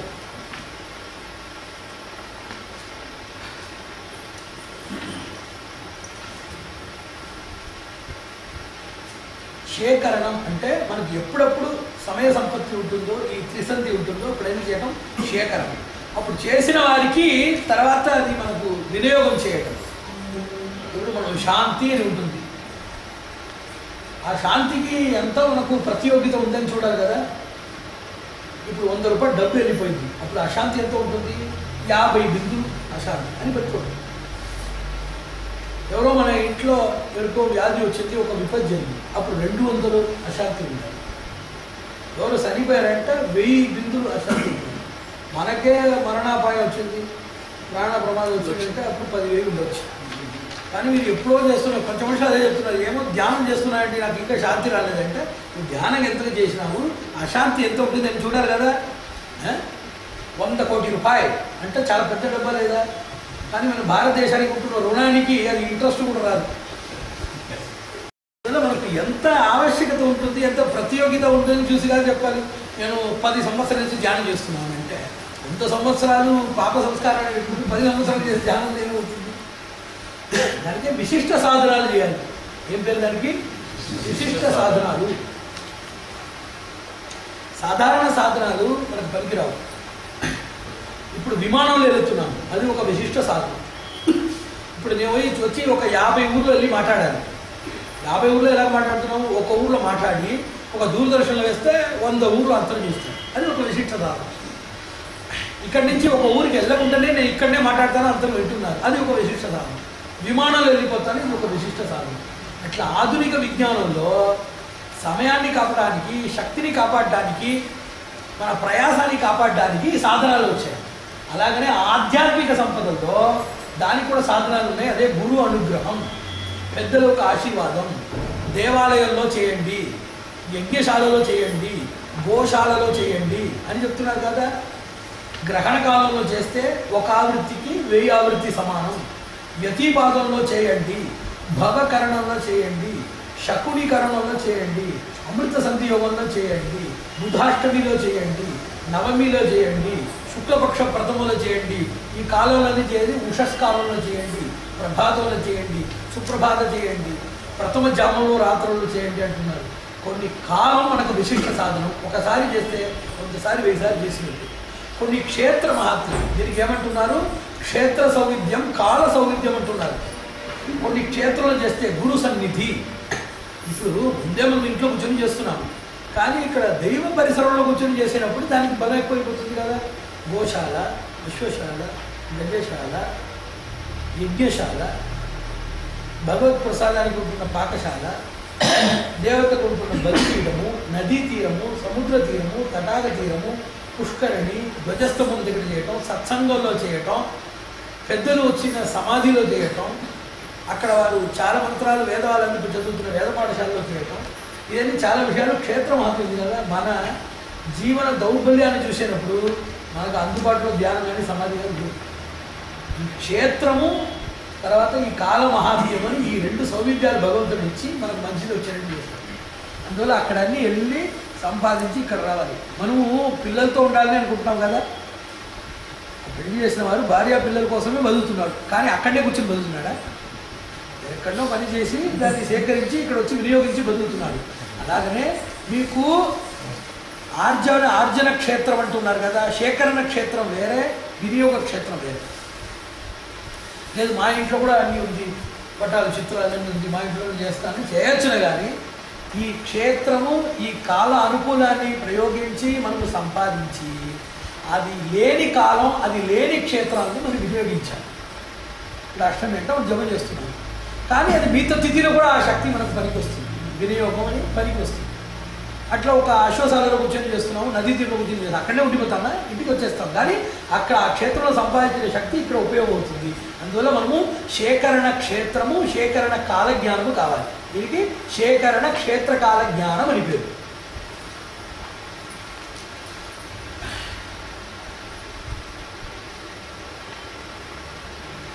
వినియోగ క్షేత్రం ఎక్కడ వినియోగించాలి? మన ఇంట్లో వినియోగించవచ్చు, మన కార్యాలయంలో వినియోగించవచ్చు, మన దేగ విషయంలో చేయొచ్చు, బంధువుల విషయంగా చేసుకోవచ్చు, చదువు విషయంగా చేసుకోవచ్చు, ధన విషయంగా చేసుకోవచ్చు, అన్ని విషయాలు చేసుకోవచ్చు. ఇప్పుడు ధన విషయానికి కూడా యోగాన్ని ప్రయోగించవచ్చు. చాలామంది ధనానికి చేయకూడదు కదా అంటున్నారు. మీకు 2 ఉంటుంది. ఒకటి, ధన విషయంతో వస్తున్న బాధని యోగ శక్తితో ధ్వంసించి ఒక శాంతి తీసుకుని రావాలి. అది లేకుండా ఉండే వారికి ఆ అర్థ అసౌవిధ్యం వల్ల వారికి బాధలు వచ్చి ధ్యానంలో ఉంటున్న వైరాగ్యం చెడిపోతుంది. ఇట్లా చేస్తే ప్రయోగంలో వైరాగ్యం చెడిపోతుంది, అక్కడ చేస్తే అభ్యాసంలో వైరాగ్యం చెడిపోతుంది. మనుషులు ఏమంటున్నారు, లేదు ఇది చాలా గొప్ప విషయం, అది ఈ ధనాని కోసం కేవలం ఐశ్వర్యాని కోసం ఎందుకు చేయాలంటున్నారు, ప్రయోగంలో నాకు వైరాగ్యం వెళ్ళిపోతుంది. అట్లా చూస్తే మీకు అభ్యాసం వైరాగ్యం చెడిపోతుంది. మరి ఈ బాధలతో కూర్చొని ధ్యానం ఎలాగ చేస్తున్నారు? అందువల్ల ఈ 2 గంటలు ఏది మంచిది అంటున్నారు? ప్రయోగ వైరాగ్య భంగం మంచిది. అభ్యాస వైరాగ్య భంగానికి వివేకం అంటే ఏం తెలుసు కదా. మనకు భంగం రావాలి లేకపోతే లాభం రావాలి అంటే ఏది మీరు ఇష్టపడుతున్నారు? లాభం. 2 భంగమే రావాలంటే ఈ 2 విషయంలో ఏది చాలా మోసమైన భంగమో అది రాకూడదు. కొంచెం స్మారైన మోసం రావచ్చు అంటున్నారు. ఇప్పుడు బంధమే మనకు 2 తరపు నుంచి వచ్చేటట్టు ఒక సందర్భం ఉంటే దాంట్లో తక్కువ అనుకునే బంధాన్ని తీస్తాం కదా. దీనికే వివేకం అని పేరు. అప్పుడు ఈ 2 చెప్తున్నారు. 2 చెప్తున్నారంటే ఆ 2లో ఒకటి చెప్పాలి, మిగతా మీరు 3వ ఒకటి చెప్పకూడదు. ఈ భంగమా ఆ భంగం అంటే నాకు 2 వద్దు అని చెప్పకూడదు. ఆ చెప్పే విషయాలు చెప్పాలి. ఇక్కడ రాస్తారు కదా 10 ప్రశ్నల్లో 5 ప్రశ్నలు మీరు రాయండి అంటున్నారు. అంటే ఆ 10 ప్రశ్నల్లో ఏదైనా అది 5 ప్రశ్నలు, కానీ మీకు తెలిసిన ఏదైనా 5 ప్రశ్నలు ఇచ్చిన విషయాల్లో మీరు ఏదైనా 5 రాయాలి. అట్లా మీకు భంగం అభంగము, భంగ లాభము, అల్పభంగం మహాభంగం అని మీకు ఏదైనా ఒక వివేకానికి ఒక కార్యం ఇస్తే నాకు అల్పభంగం పర్వాలేదని చేసుకోవాలి. అందువల్ల నాకు ఆరోగ్యం వద్దు, అది వద్దు, ఇది వద్దు, నేను యోగంలో పారమార్థ్యంగా ఉంటున్నాను ఒక నాటకంతో మనం వంచిస్తూ ఈ అభ్యాసభంగం అవ్వటానికి, మహాభంగం అవ్వటానికి ఈ విషయాన్ని సద్వినియోగపరంగా మనం చేయవచ్చు. ఎందుకంటే ఈ ధ్యానం చేసే వల్ల ఏమవుతుంది, తాంత్రికానికి ధ్యానానికి ఏమి తేడా అన్నారు. తాంత్రికంలో మతి ప్రవృత్తి ఉండదు, ఇష్టపూర్తి మాత్రమే ఉంటుంది. ధ్యానంలో ఇష్టపూర్తి మతి ప్రవృత్తి రెండు ఉంటుంది. ఇప్పుడు వాడు శత్రువుని నేను చంపాలి, శత్రువు చచ్చిపోవాలని చెప్పి తాంత్రికుడి దగ్గర వెళ్తున్నాడు.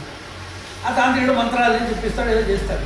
ఆ చేసేది ఇంట్లో నేను ఇష్టపూర్తి మాత్రం వస్తుంది, కానీ మీరు ఎందుకు చేయాలి, వేరే మార్పు ఉందా, ఇట్లా మీరు చేస్తే దానివల్ల వీరికి ఏదైనా బాధ వస్తుందా అని చెప్పి మతి ఇక్కడ ప్రవృత్తి అవుతుంది. కానీ యోగంలో మీరు ఏ విషయాన్ని బట్టి యోగం చేస్తే, ధ్యానం చేస్తే కూడా కేవలం ఇష్టపూర్తి అవ్వదు, మతి ప్రవృత్తి. ఇది ఇప్పుడు కావాలనా, నీకు కావాలనా, దీని వల్ల నిజంగా మంచిది ఉంటుందా, దీనికి అర్హత గౌరవాలు నీకు ఇప్పుడే ఉన్నాయా అని 3 విషయాల గురించి ఆలోచన వస్తుంది. 3 విషయాలు ఏమి, వైపరీత్యం, ఇది మంచిది అని అనుకుంటున్నాను కానీ ఇది నాకు విపరీతం వద్దు, వైపరీత్య జ్ఞానం. వైలక్షణ్యం, ఇది చాలా పెద్దది అనుకుంటున్నాను కానీ దీనికైనా విలక్షణమైన ఒక పెద్దది నాకు రాబోతుంది, ఇది నాకు వద్దు. వైకాల్యం, ఇప్పుడు ఇది నాకు వద్దు, ఇప్పుడు ఇది నీకు అంత నాకు అర్హత కానీ సమర్థత కానీ ఇప్పుడు వాతావరణం అనుకునేలేదు, తర్వాత వచ్చేటప్పుడు రావచ్చని ఈ 3 మతి ప్రవృత్తులు ధ్యానాలు వస్తున్నాయి. కానీ తాంత్రికంలో రాదు.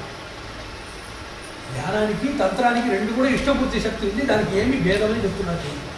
అందువల్ల మనం ఏం చెప్పుకోవాలి, ఓం మన్మథ్యై నమః, ఓం సన్మథ్యై నమః అని 2 మంత్రాలు, దీనికి ప్రేరక మంత్రాలు 2. ఈ మంత్రంతో ధ్యానం చేసేటప్పుడు మీరు అభీష్టపూర్తిగా చేస్తే కూడా ఈ అభీష్టం మీకు అర్హత ఉంటుందా, ఇప్పుడే కావాలన్నా, దీనికైనా పెద్ద విషయం ఉంటున్నప్పుడు చాలా చిన్న విషయంలో మీరు మోసం చేసుకుంటున్నారా అనే విషయాలన్నీ తెలుస్తుంది. మతి ప్రవృత్తి సహిత ఇష్టపూర్తి ధ్యానం, మతి ప్రవృత్తి రహిత కేవల ఇష్టపూర్తికి తంత్రశాస్త్రం అంటున్నారు.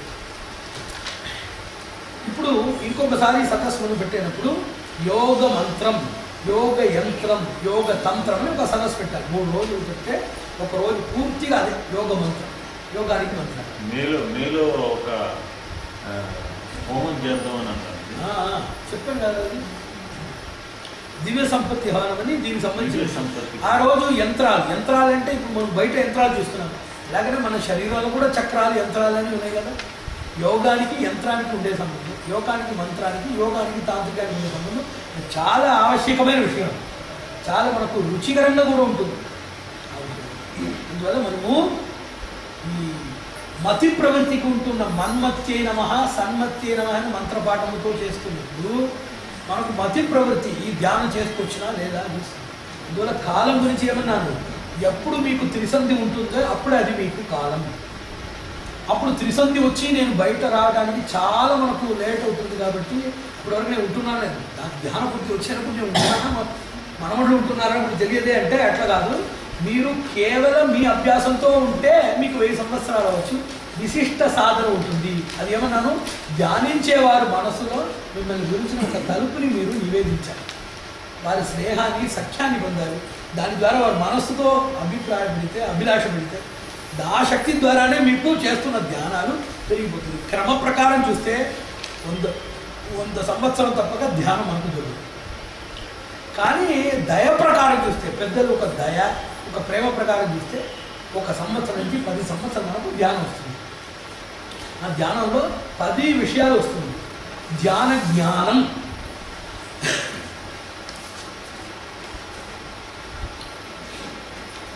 ధ్యానాభిరుచి, ధ్యాన ప్రవేశ, ధ్యాన ప్రారంభ,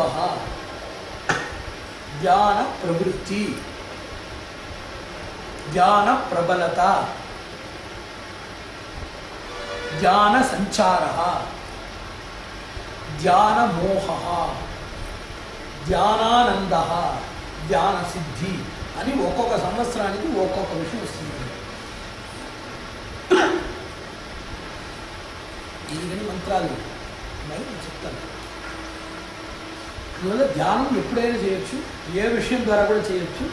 ఇష్టగతిలో వెళ్ళి వారు వచ్చిన తర్వాత శిష్టగతికి వారిని తీసుకొని రావాలి. ఇదే ధ్యానం. ధ్యానం ఉండే నిర్బంధాలు చాలా తక్కువ.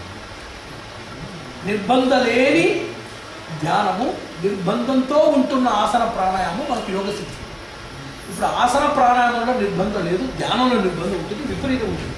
ధ్యానంలో మీరు నిర్బంధం పెట్టకూడదు, ఆసనంలో నిర్బంధం పెట్టాలి, ప్రాణాయామంలో నిర్బంధం పెట్టాలి. ఇదే మనకు యోగ సిద్ధి లక్ష్యం. ఇప్పుడు సమాధి అనుభవం ధారణ గురించి చెప్పాను. చింతాయేవ జీవనం యస్య తతు ధారణాస్థ అన్నాను. జీవనంలో చింత చేస్తున్నవాడు ధ్యాని, చింతే జీవనంగా చేస్తున్నవాడు ధారకుడు, ధారణాస్థుడు ఉంటున్నాడు కదా, అటువంటి ధారకుడు.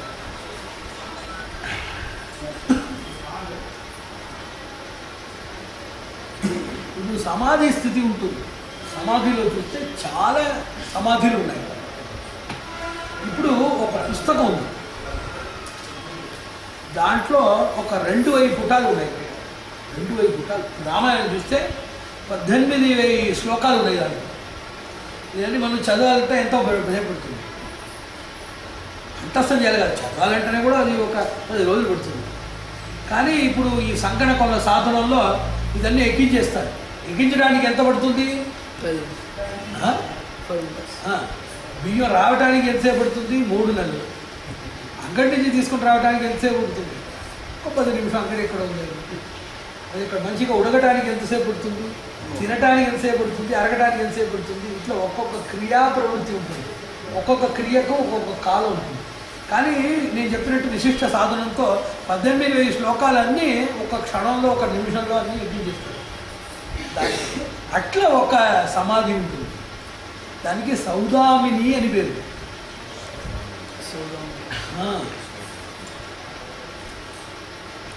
ఈ సౌదామిని సమాధిలో ఒక్క క్షణమే ఆ సమాధి ఉంటుంది. అంతదా అయిపోయింది. ఆ ఒక్క క్షణంలో వారికి ఒక రామాయణం కానీ భగవద్గీత కానీ పెద్ద ఒక విషయాన్ని వచ్చి వెళ్ళిపోతుంది. వచ్చి వారికి లోపల అది ఆరోపిత అయిపోతుంది.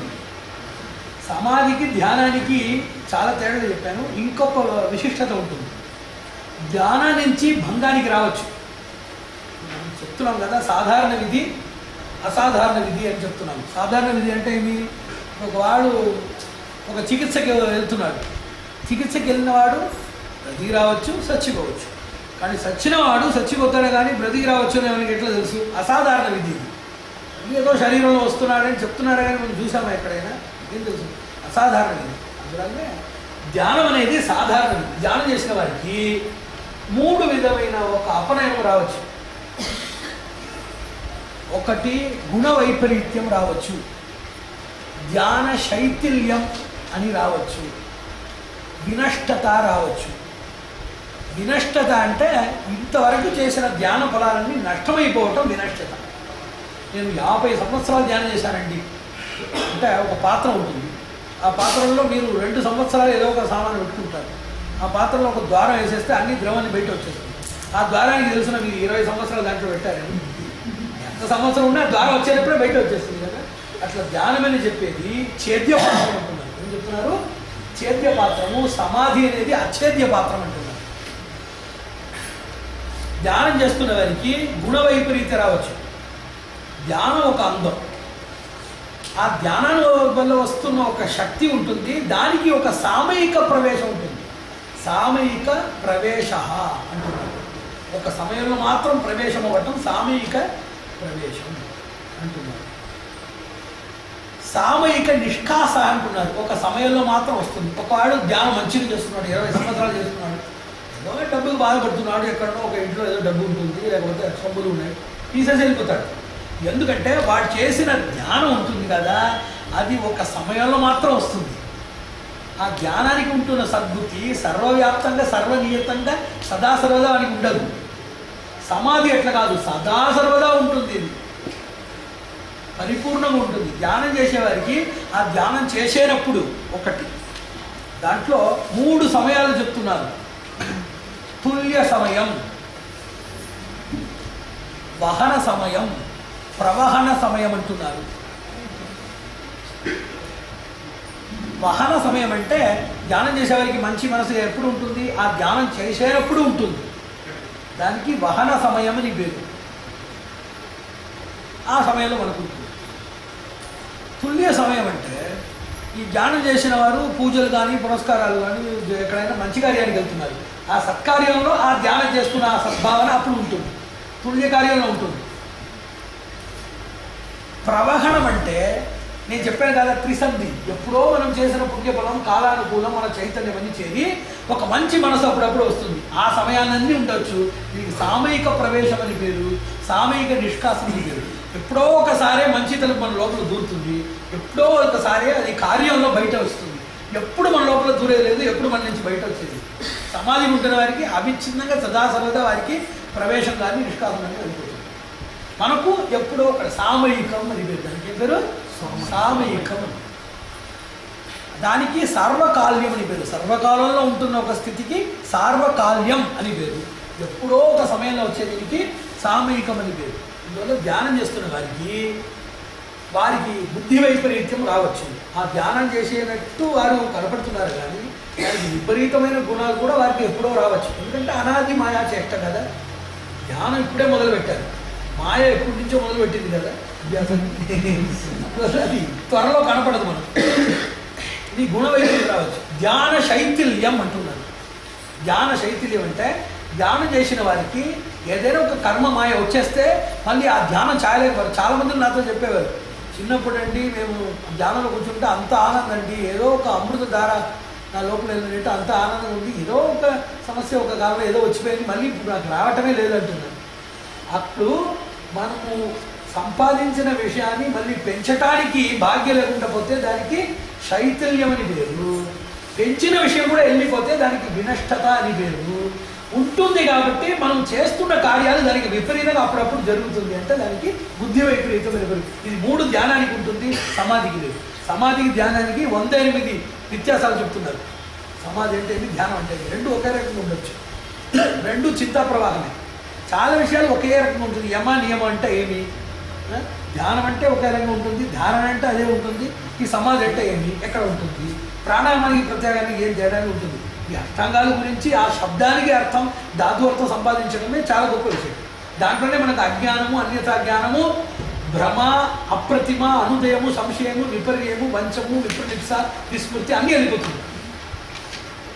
కేవల శబ్దార్థము మీరు అనుష్ఠానం చేయాల్సిన అక్కడ కూడా లేదు.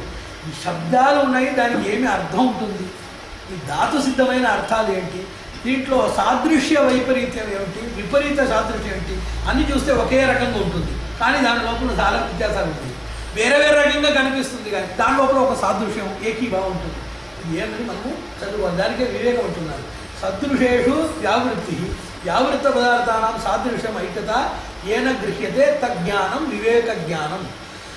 ఒకే రకంగా కనిపిస్తున్న విషయాల్లో ఏమేమి తేడాలు ఉన్నాయి, వేరే వేరే రకంగా కనిపిస్తున్న విషయాల్లో ఏమి ఐక్యభావం చదివే ఒక జ్ఞానాభ్యాసానికే వివేక జ్ఞానం అని ఆ పేరు పెట్టారు. అందువల్ల మనకు సమాధి అనేది ఒక సౌదామిని అని ఒక రూపంతో ఒక్క క్షణంలో వచ్చి వెళ్ళొచ్చు. సగుణ సమాధి, నిర్గుణ సమాధి, సవ్యాజ సమాధి, అవ్యాజ సమాధి, సుభద్ర సమాధి, భద్ర సమాధి, క్షుద్ర సమాధి, క్షణిక సమాధి, పురుష సమాధి, పౌరుష సమాధి, పురుషార్థ సమాధి, అభ్యాస సమాధి, పరిష్వంగ సమాధి, పాలన సమాధి, సంపుటీకరణ సమాధి, సుముఖ సమాధి, వికల్పక సమాధి, సంవికల్పక సమాధి, నిర్వికల్పక సమాధి, పరమ సమాధి, జడ సమాధి, అజడ సమాధి, వ్యాప్త సమాధి, విముక్త సమాధి, జీవన్ముక్త సమాధి, ఐహిక సమాధి, ఆముష్మిక సమాధి, విస్మృత సమాధి, స్మృతి సమాధి, ధారా సమాధి, విచ్ఛిన్న సమాధి, చిన్న సమాధి, సమ్ముక్త సమాధి, గోముక్త సమాధి, సిద్ధ సమాధి, సహజ సమాధి, స్థితి సమాధి, పరిస్థితి సమాధి, విస్థితి సమాధి, కల్పన సమాధి, యూప సమాధి, యుగ సమాధి, దివ్య సమాధి, మానవ సమాధి, అమానుషిక సమాధి, ఆవరణ సమాధి, శూన్య సమాధి, విభావనా సమాధి, సంభావనా సమాధి, మూర్ఛనా సమాధి, అతిమూర్ఛనా సమాధి, సమ్మూర్ఛనా సమాధి, ఆంతరిక సమాధి, విభాగ సమాధి, అంగచ్ఛేద సమాధి, సమంగచ్ఛేద సమాధి, వాతీకరణ సమాధి, నిశూన్య సమాధి, నితీర్ణ సమాధి, నిమగ్న సమాధి, లైన్య సమాధి, ప్రళైన్య సమాధి, ప్రళయ సమాధి, సాష్ట సమాధి, సర్వ సమాధి, శరభంగ సమాధి, చింతాభంగ సమాధి, విముక్త సాదర భంగ సమాధి, నిరాదర భంగ సమాధి, సాదర సమాధి, నిరాదర సమాధి, ఆదర సమాధి, అనంతర సమాధి, అత్యధిక సమాధి, 1000 సమాధిని చెప్తున్నారు.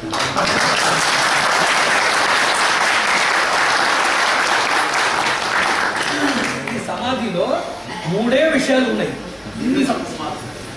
నిర్వికల్ప సవికల్ప సమాధి ఇప్పుడు సాధారణంగా చెప్తున్నారు కదా, ఇదన్నీ దాంట్లో ఒకటి. వికల్పకం అంటే శరీరంలో అస్థి జాయతే పరిణమతే వివర్ధతే అపచీయతి వినశ్యతి. శరీరం ఉండుతుంది, పుట్టుతుంది, పెరుగుతుంది, క్షయమవుతుంది, జీర్ణమైపోతుంది, నాశమైపోతుంది. ఇవన్నీ వికల్పకాలు. ఈ వికల్పకాలు ఉంటూ కూడా ఒక సమాధిలో ఉండటం సవికల్పకం. ఈ వికల్పకాలు లేని శరీరంతో బ్రతికి ఉండటం నిర్వికల్పం అని పేరు. ప్రతి ఒక్క సమాధికి ఇంకో పేర్లు చాలా వ్యాఖ్యానాలు చెప్పుకోవచ్చు. సమాధిలో 3 రకమైన ముఖ్య సమాధుల గురించి చెప్తాం. ఇప్పుడు ఎంతసేపు మీరు సమాధిలో ఉన్నారని ఒక విషయం, ఎంత దూరం సమాధిలో వెళ్ళిపోయారని విషయం, ఎంత శక్తి తీసుకొని వెళ్ళారని ఒక విషయం. ఒకవాడు ఏం చేస్తున్నాడు, ఈ బియ్యం ఉంటుంది, బిందులుగా బియ్యం ఉంటుంది, పొద్దున్నకి సాయంకాలం వరకు పని చేసి వాడు 100 రూపాయలు తీసుకొస్తాడు.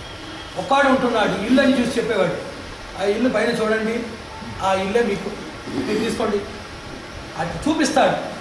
క్షణమాత్రంలో వానికి 10,000 అక్కడ పోయి చూస్తే వేరెవరో కాపురం ఉన్నారు అక్కడ, వేరే విషయం. కానీ ఎంత వారికి లాభం ఉంటుంది. సమాధిలో 3 విషయాలు మనకు తెలుసుకోవాలి. ఒకటి దూరగణనం, ఇంకొకటి కాలగణనం, 3వ విషయం లాభగణనం. చాలా మనుషులు కాలంలో ఎక్కువ ఉంటారు కానీ లోపల వెళ్ళిపోరు, బయటనే ఉంటారు. కొంత మనుషులు ఒక 5 నిమిషం సమాధి స్థితికి వెళ్ళిపోయినా కూడా వారు చాలా లోపల ఉంటారు. కొన్ని మనుషులు చాలాసేపు ఉంటారు, చాలా లోపల కూర్చుంటారు, కానీ ఎంత లాభంతో వస్తారంటే ఏముండదు. సరే సమాధికి వెళ్ళిపోయారు కదా, ఏం తెచ్చారండి అంటే మళ్ళీ వారు అదే ఉప్పు పప్పు అని కనిపిస్తుంది. ఏది ముఖ్యం మనకు దీంట్లో?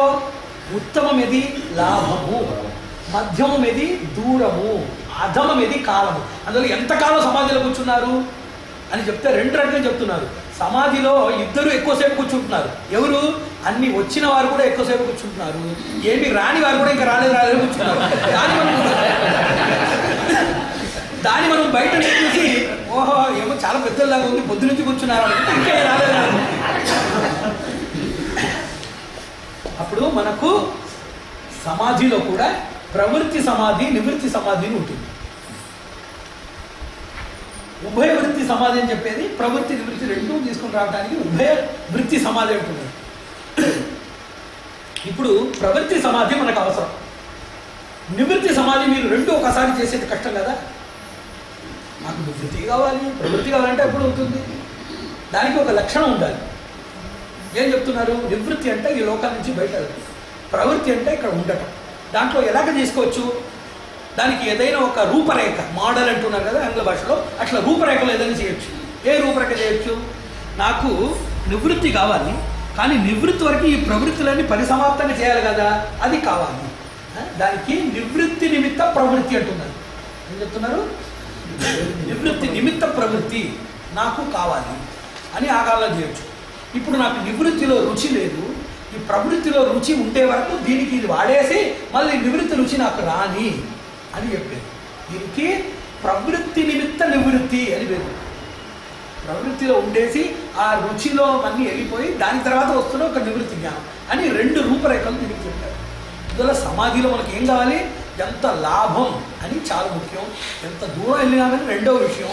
ఎంతసేపు కూర్చున్నా అని చెప్పి చాలా అనావశ్యకమైన ఒక పారిబాహ్యమైన ఒక విషయం, దాంట్లో అంత ముఖ్యత్వం లేదు.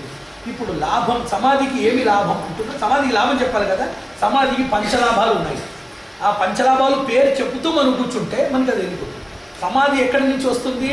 సమాధికి ఒక పరంపర ఉండాలి కదా. ఒక ముసలాయన వచ్చాడంటే ఆయన ముసలాయనగా పుట్టాడా?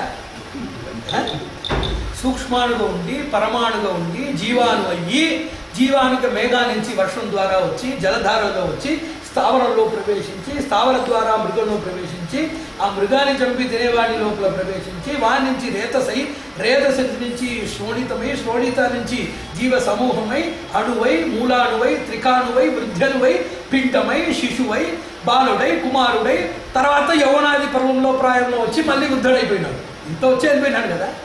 కానీ కనబడని ఒక రూపాన్ని నుంచి ఇంత కనపడే ఒక రూపానికి వచ్చి ఇంత ఒక పిండమై మళ్ళీ ఇంత పెద్ద మనిషి అయిపోయి మన ముందు ఉన్నాడు.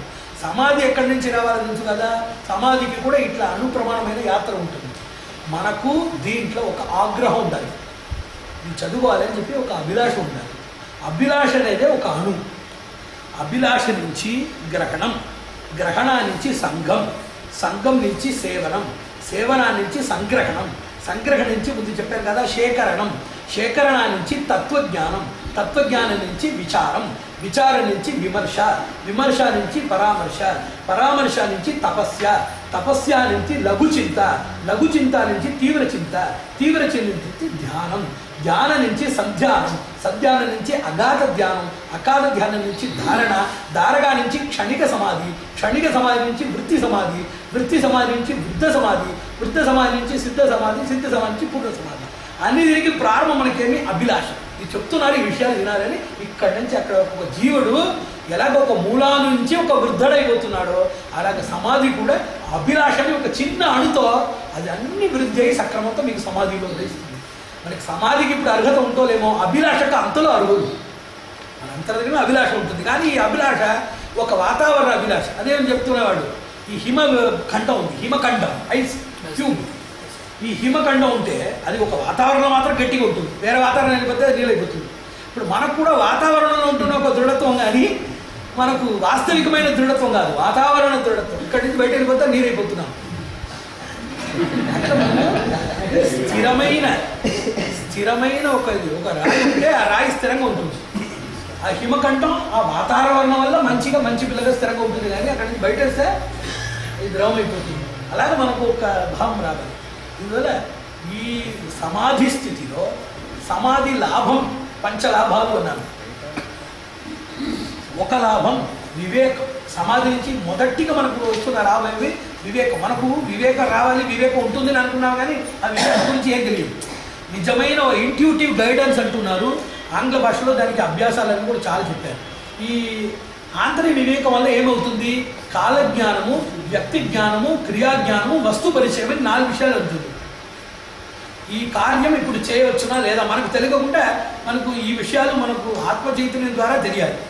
అదని మనకు ఆత్మ చైతన్యం లేని కారణంతో ఏం చేస్తున్నాము? ఒకడు చిలకతో కూర్చున్నాడు, దారిలో కూర్చున్నాడు, మన దగ్గర ఒక 2 రూపాయలు ఇచ్చి ఇప్పుడు చేయవచ్చునా చెప్పండి అంటున్నాం. పలుకవే చిలకాని దాని దగ్గర పైసలు ఇచ్చేసి మనం కూర్చుంటున్నాం. అట్లా క్రియ, ఈ కార్యం చేయవచ్చునా వద్దునా, వ్యక్తి ఈ మనిషి మంచివాడా లేదా, వస్తు ఇది ఏమి వస్తు ఇది చేయవచ్చునా వద్దునా. ఇట్లా కాలము, వ్యక్తి, వస్తు, క్రియలు ఇది గురించి మంచి ఒక జ్ఞానం రావటమే ఇంట్యూషను, అంతఃప్రజ్ఞ, అంతర్దర్శనం అని చాలా పేర్లు చెప్తున్నాం. ఇవన్నీ అవే. ఇదే వివేకం అంటున్నాం. మనం చెప్తున్న ఈ వివేకం వేరే. ఇప్పుడు జడాజడ వివేకం ఉంటుంది, ఇది మనిషి, ఇది ఆడవారి, మగవారి, ఈ వివేకం కూడా రాకుండా ఇది వచ్చి ఒక నేత్రపాఠవానికి, ఇది వచ్చి బుద్ధిపాఠం కాదు. ఇప్పుడు ఒక ఆయన చూసి మీరు వచ్చి ఆడవారు, మీరు వచ్చి మగవారు అంటే అది బుద్ధి విశేషమా నేత్రపాఠమా? నేత్రపాఠం కన్ను బాగా తెలుస్తుంది, వాడు మతి భ్రష్టుడు కాదు. సంబడీ సే సంథింగ్ అబౌట్ ఒక ఫండమెంటల్ ఆధారమైన విషయాలు చెప్తే వాడు భ్రాంతుడు కాదని చెప్తున్నావే కానీ బుద్ధిమంతుడు అని చెప్పం కదా. ఎందుకంటే సామాన్యంగా అంతకు తెలిసే విషయం కదా. తెలియని విషయాల గురించి చెప్పడమే ఇక్కడ వివేకం అంటున్నారు. ఈ సమాధి వల్ల వస్తున్న ప్రథమ లాభం వివేకం. వివేకం ఎంత వచ్చిందో అంతకు మనకు సమాధి అని అర్థం. రెండవ ఒక విషయం వచ్చి దార్ష్ట్యం. దార్ష్ట్యం అని పేరు. దార్ష్ట్యం అంటే ఎంత మనకు ధృతి ఉంటుంది. ఇప్పుడు ఈరోజు మనకు సంపాదించిన ఒక శక్తి విశేషం ఎన్ని రోజులు నిలబడుతుంది? ఇప్పుడు ఈరోజు సంపాదిస్తే ఒక 10 నిమిషాల్లో వెళ్ళిపోతే ఏంటి ఉంది? దాంట్లో ఒక 10 రోజులు కానీ, కొన్ని నెలలు కానీ, సంవత్సరాలు కానీ నిలబడితే దానికి దార్ష్ట్యం అని పేరు. మూడవ విషయం ప్రయోగ. మూడవ లాభం, మనకు ఏదైనా బాధలు వచ్చేటప్పుడు లేకపోతే ఏదైనా ఒక మంచి కార్యానికి మనకు ఉపయోగపడుతున్న ఒక సందర్భంలో ఆ సమాధి స్థితి నుంచి వస్తున్న ఒక శక్తి మనకు ఏదైనా ఒక దారి అది ప్రయోజనానికి రావాలి కదా. అది ఒక ప్రయోగ శక్తి ఒకటి. 4వ శక్తి సంయోగ. సంయోగం అంటే మిగతా వారితో చేరి పనిచేయడం. సంయోగంలో ఎవరు కూడా చేరి పనిచేస్తున్నారు? ఉత్తమలు, సమానులు, నీచలు. ఉత్తములతో పనిచేసేటప్పుడు అభిమాన శక్తి రావాలి, సమానులతో పనిచేసేటప్పుడు ప్రీతి శక్తి రావాలి, నీచలతో పనిచేసినప్పుడు అనుకంప, అనుతాప శక్తులు రావాలంటున్నారు. అంతటితో మనం చేరి పనిచేయాలి. కానీ భావం వేరే అవుతుంది. మీకైనా కిందలో ఉంటున్న వారిని చూస్తే ఏం భావం రావాలి? అనుతాపం. మీకు సమానంగా ఉంటున్న వారిని చూస్తే ప్రీతి, మీకు పెద్దల్ని చూస్తే అభిమానం, గౌరవం, ఈ బుద్ధి రావాలి. ఇదని పనిచేయడమే సంయోగం. ఒక యోగి ఉంటే కొన్ని మంది చెప్పారు యోగులంతా ఏకలంలో వెళ్ళిపోతారు కదా, ఇక్కడ ఏకాంతంలో కూర్చున్నారు, వారి వల్ల సమాజానికి ఏం ప్రయోజనం అంటే వారు సమాజానికి ప్రయోజనం మంచిగా విఘ్న లేకుండా చేయాలి అనే మీ దగ్గర నుంచి దూరం వెళ్తున్నారు. ఇప్పుడు దూరంగా వెళ్ళేవారిలో ఇద్దరు ఉన్నారు, కాపాడడానికి దూరంగా వెళ్తున్నవారు. ఇప్పుడు తల్లిదండ్రులు ఉన్నారు, పిల్లలు బాగున్నాయని చెప్పి వదిలేసి వెళ్ళిపోతే అది వేరే రకంగా అయిపోతుంది కదా. వదిలేసి వెళ్ళిపోతే తల్లిదండ్రులు అధములు, సిద్ధ పురుషులు వదిలేసి వెళ్ళిపోతే వారు ఉత్తములు. ఎందుకంటే జగత్ కళ్యాణానికి లోకపావనత్వానికి పనిచేసే వారికి నిర్విఘ్నతగా వారి క్రియలు ఉంటారు. దానికి మనతో హాయిగా కూర్చొని మన మెడలో పట్టుకొని హాయిగా మాట్లాడుతూ ఉంటే సిద్ధపురుషులు లోక కళ్యాణానికి ఏం పని చేస్తారు. అందువల్ల మనతో చేరి ఉంటే తల్లిదండ్రులకు క్షేమము, వారి వల్ల మనకు క్షేమము. మన నుంచి దూరంగా ఉంటే సిద్ధులు. ఇప్పుడు సూర్యుడు ఎక్కడో ఉంటున్నాడు, లేదు మా ఇంటి దగ్గర కూర్చున్నానంటే దూరంగా ఉండి ఆ రశ్మిలు కాంతి గ్రహణంతో మనకు క్షేమం చేయడమే మంచిది. చంద్రమ, సూర్యుడు వీరందరూ దూరంగా ఉంటున్నారు.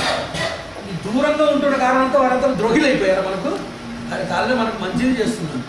మన బంధువుల వర్గాలు సోదరాలతో దగ్గరే ఉంటున్నారు, దానివల్ల ఏం మంచిది చేస్తున్నారు వారు. దానివల్ల ఏమంటున్నారు, నిప్పు దగ్గర ఉంటుంది, ఆహా నాకు చాలా దగ్గర ఉంది దానిపైగా పడుకోకూడదు. వృక్షం పైగా పండు ఎక్కడో దూరంగా ఉంటుంది, దూరంగా ఉంటే కూడా పండుని తీసుకోవాలి, ఎందుకంటే అది ఉపాధేయం. దగ్గర ఉంటే కూడా నిప్పుని మనం ముట్టుకోకూడదు, ఎందుకంటే అది త్యాజ్యం అంటున్నారు. అందువల్ల సిద్ధ పురుషులు ఏకాంతంలో వెళ్ళేది లోకాంత ఏకాంతం అని లేదు, లోక కళ్యాణాని కోసం వారు వెళ్తున్న ఏకాంతం కాబట్టి దానివల్ల అది మంచిదే. ఇప్పుడు డాక్టర్ ఏమంటున్నారు, మీరు ఎవరు రాకూడదు అంటున్నారు చికిత్స చేసినప్పుడు. కన్న తల్లి నేను రాకూడదు అంటున్నావు, నువ్వు ఇప్పుడే వచ్చినవాడు కదా డబ్బు కోసం అంటే చెప్తారు ఎవరైనా, ఎందుకంటే అది క్రియాభంగం అయిపోతుంది. అందువల్ల వారి వారికి ఒక ఏకాంతం ఉండటము మన క్షేమానికి కోసం ఉంటున్నారు. కానీ చాలా మనుషులు చెప్పేది యోగిలు మోక్షానికి వెళ్ళిపోతున్నారు, యోగిలు మోక్షానికి వెళ్ళిపోతున్నారు, మోక్షం స్వార్థం, వారి ఆత్మ మోక్షానికి వెళ్తుందే కానీ మనకు దానివల్ల ఏమి లాభం అని చాలామంది మాట్లాడుతున్నారు. అట్లా కాదు. ఒక మనిషి మోక్షానికి వెళ్ళిపోతే ఆ మోక్షానికి వెళ్ళిపోయిన మనిషిని నామము స్మరిస్తూ ఆ స్థితికి వెళ్ళిన వారు ఒక రూపాన్ని ధ్యానిస్తూ వాని సంతతిలు, వానికి సంభావ్యులు, వాని సన్నిహితులు, వానికి ఉంటున్న అంతేవాసులు, విశ్వస్తులు అందరూ 1000 లక్షలు మంచిగా చేరుకుంటారు. ఒక మనిషి మోక్షానికి వెళితే వారి సంతతిలు క్షేమం, వారికి పరంపరకు ఉద్ధారం. వారి వెంట పడి ఉంటున్న వారు చాలా మందిని ఇప్పుడు కూడా మనము ఎంతలో సిద్ధ పురుషుల పేరు చెప్తున్నాం, వారి బద్దలుగా ఇక్కడనే కూర్చుంటే వారి పేరుని చెప్తే మనకు బంధమే వస్తుంది కదా, ఏం లాభం దానివల్ల.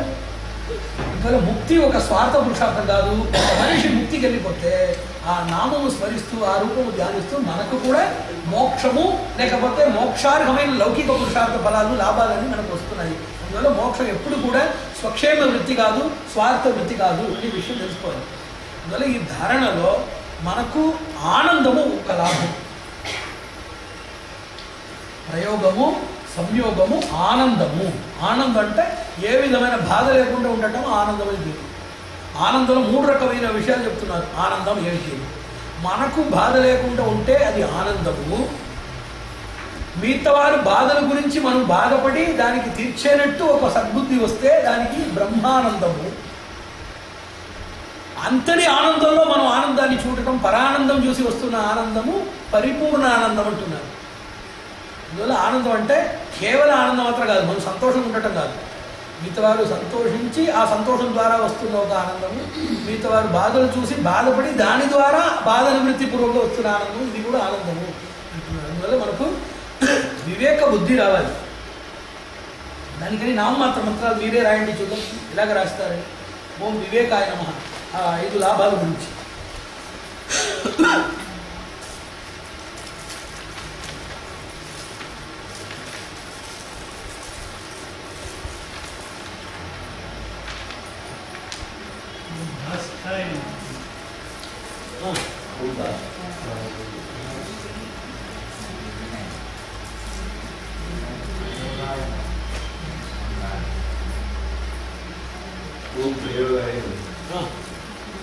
సులభమే ఆనందాన్ని.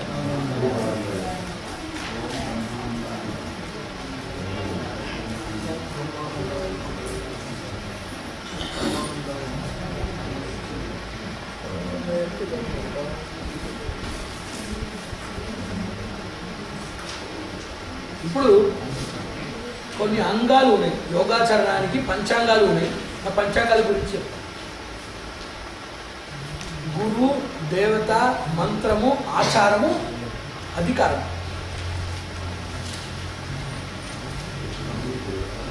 గురువు, దేవత, మంత్రము, ఆచారం, అధికారం. అధికారానికి ఇంకో పేరు ఉంది, దీక్ష అని పేరు. ఇంకో చేయడానికి అధికారం ఇవ్వడానికి దీక్ష ఇస్తాను అంటే నీకు అధికారం ఇస్తాను.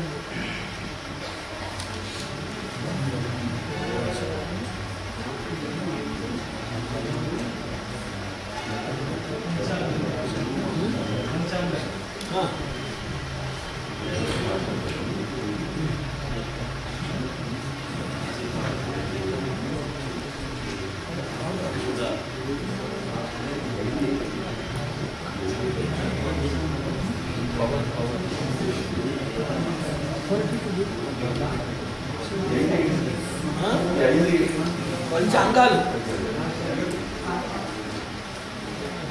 యోగ, మంత్ర, తంత్ర, యంత్ర అన్నిటినీ కూడా ఇది ఉంది. ఈ దేవత అనేది పారమార్థిక సహాయం, గురువు అనేవాడు లౌకిక సహాయం. వీరి 3 మందిని లోపల 2 సంధిలు సంపర్క సూత్రానికి సాధకమైన విషయానికి మంత్రమని పేరు. 3 మందిలు వస్తారు కదా, మనము, మన గురువు, దైవం, 3 మందిలు వస్తున్నారు. ఈ 3 మందిల లోపల ఇట్లా ఒక త్రికోణాన్ని చేస్తున్నారు. మనము, దేవత, దేవత మంత్రము, మంత్రము మనము. ఇది చేసేవాడు గురు. మనము దేవత, దేవత గురు, గురువు మనము. ఇది చేసేది మంత్రము. మనము మంత్రము, మంత్రము గురు, గురువు మనము. ఇది చేసేది దేవత. ఇది చెప్పి దీనికి త్రికోణం అని పేరు.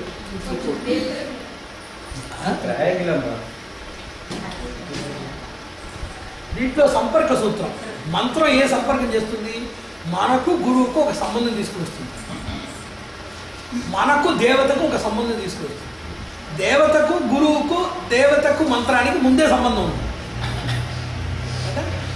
సిద్ధ సంబంధం ఏంటి, సాధ్య సంబంధం ఏమిటి? ముందే ఉంటున్న సంబంధం ఏది? సిద్ధ సంబంధం. అదే సిద్ధ సంబంధం. దేవతకు, మంత్రంకు మీ వల్ల సంబంధం అయిందా? మంత్రానికి, గురువుకు మీ వల్ల సంబంధం అయిందా? ఆ మంత్రం వల్ల ఇప్పుడు మనకు గురువు ఏం చేస్తున్నాడు? మనకు మంత్రానికి ఒక సంబంధం, మనకు గురువుకు ఒక సంబంధాన్ని, ఈ 2 సంబంధ సూత్రాలు సాధ్యం. మనకు కొత్తదిగా వస్తుంది. గురువు కొత్తదిగా వస్తాడు, మంత్రం కొత్తదిగా వస్తుంది. గురువు, మంత్రము, మంత్ర దేవతా సంబంధాలు ముందే సిద్ధ సంబంధాలు చెప్పారు. ఈ 2 సూత్రాలు మనకు గురువు ఇస్తున్నాడు. ఈ 3 ఆచారాలు అంటే ఏమి అని తెలియాలి. వీటిలో చాలా ఆచారాలు ఉన్నాయి. ఒకటి ప్రకరణ ఆచారం అని పేరు. ఇప్పుడు ఎంత ఆచారం ఉండాలంటే వారు ఏ సందర్భంలో ఎటువంటి పని చేస్తారని గురించి ఆచారం ఉంటుంది. నేను అగ్నిహోత్రం చేస్తున్నానంటే మీ ఆచారం వేరే, యుద్ధం ఔపాసన హోమం చేస్తున్నానంటే మా ఆచారం వేరే, ఒక దేవాలయం చేస్తున్నానంటే ఒక ఆచారం, ఒక దేవాలయంలో పూజలు చేస్తున్నానికి ఒక ఆచారం ఉంటుంది. ఎందుకంటే ఒక బింబ సాన్నిధ్యం ఉంది, దాన్ని వారు స్పర్శం చేస్తున్నారు, మన అంతర్తరపులో వారు పని చేస్తున్నారు కాబట్టి వారికి ఒక పవిత్రత, ఒక శుద్ధి ఉంటుంది. వారు అది పరిపాలించాలి. లేని వారికి ఏముంటుంది? మీకు చక్రవాహనమే లేదు, మీకెందుకు శిరకవచం? ఉంటేనే వారికి అది కాదా? ఎవరైనా శక్తి ఉండేవారికి ఆ ఉంటున్న శక్తిని కాపాడడానికి ఆచారం ఉంది. కేవలం ఆచారానికి ప్రయోజనం లేదు. మీరు బావి నీళ్ళలో స్నానం చేయాలి అంటే ఎందుకు చేయాలి? బావి నీళ్ళలో మృత్ సంబంధం ఉంటుంది. మృత్ సంబంధంతో ఉంటున్న బావి నీళ్ళలో స్నానం చేసినప్పుడు మన శరీరంలో వారు జపిస్తున్న మంత్రాలన్నీ వ్రయవదు. మంత్రాలకన్నీ నిరాకరణి అంటుంది. మంత్రంలో సార్థకరణి, నిరాకరణి, విపరీతకరణి, నిష్కరణి అని 4 రకమైన శక్తులు ఉన్నాయి. దాంట్లోనే కొన్ని ఆహారాలు మనం తింటున్నాము. ఈ ఆహారం వల్ల ఏమవుతుంది? నిరర్థకరణి, మంత్రం చెప్పినా కూడా చెప్పలేని ఒక పరిస్థితి అది వస్తుంది. నిష్కరణి అంటే మంత్రం మాత్రం కాదు, మీ దగ్గర మంత్రశక్తి, మీ దగ్గర ముందే ఉంటున్న శక్తి ఉంటుంది కదా, అదన్నీ కూడా వెళ్ళిపోతుంది. అందుకే నిష్కరణి, నిష్క్రమణి అని దానికి పేరు. ఇట్లా సార్థకరణి అయినప్పుడు మీరు మంచి విషయాలు చేస్తున్నారు. ఇప్పుడు మీరు జపం చేస్తున్నారు. జపం చేసిన వారు ఒక దేవతా ప్రసాదం తీసుకుంటే అది సార్థకరణి. మీరు చేస్తున్న జపం ప్రసాదం వల్ల ఫలిస్తుంది. ఆ ప్రసాదం వచ్చి జపం వల్ల ఫలిస్తుంది. జపం చేసేవాడు ప్రసాదం తీసుకుంటే ఆ ప్రసాదానికి మాధుర్యం, శక్తి విశేషం వేరే. జపం వల్ల ప్రసాదానికి మాధుర్యం పెరిగిపోతుంది, ఆ ప్రసాదం వల్ల జపంలో సౌందర్య మాధుర్యం పెరిగిపోతుంది. ఇట్లా పరస్పరం దానికి ఒక అన్వయం ఉంటుంది. ఆచారం అని ఇప్పుడు మనం చేసేది ఏ విషయం ఆచారం చేస్తున్నామంటే అన్న ఆచారం ఒక ఆచారం. లోపల వెళ్ళేది అన్నం కదా. అది స్పర్శ ఆచారం అని ఒక ఆచారం ఉంటుంది. అన్టచబిలిటీ అంటున్నారు, అస్పృశ్యలు అని చెప్పి చాలా పెద్దదిగా చెప్తున్నారు. అది కూడా వారికి అపమానం చేయటం, వారికి అగౌరవం చేయటం, కానీ అన్టచబిలిటీ వారు స్పర్శ చేయకూడదు అంటే స్పర్శం చేస్తూ ఉండాలని కాదు. సరే నువ్వు అలా చెప్తున్నావు, రా స్పర్శిస్తాను అంతను పిలిచి స్పర్శిస్తే వారికి ఇష్టం అవుతుందా? ఇట్లా కాదు. అస్పర్శలు అంటే వారికి ఆర్థికము, విద్యా విషయము, సామాజిక గౌరవం, సమానతకి ఇవ్వలేదని దానికి అర్థం.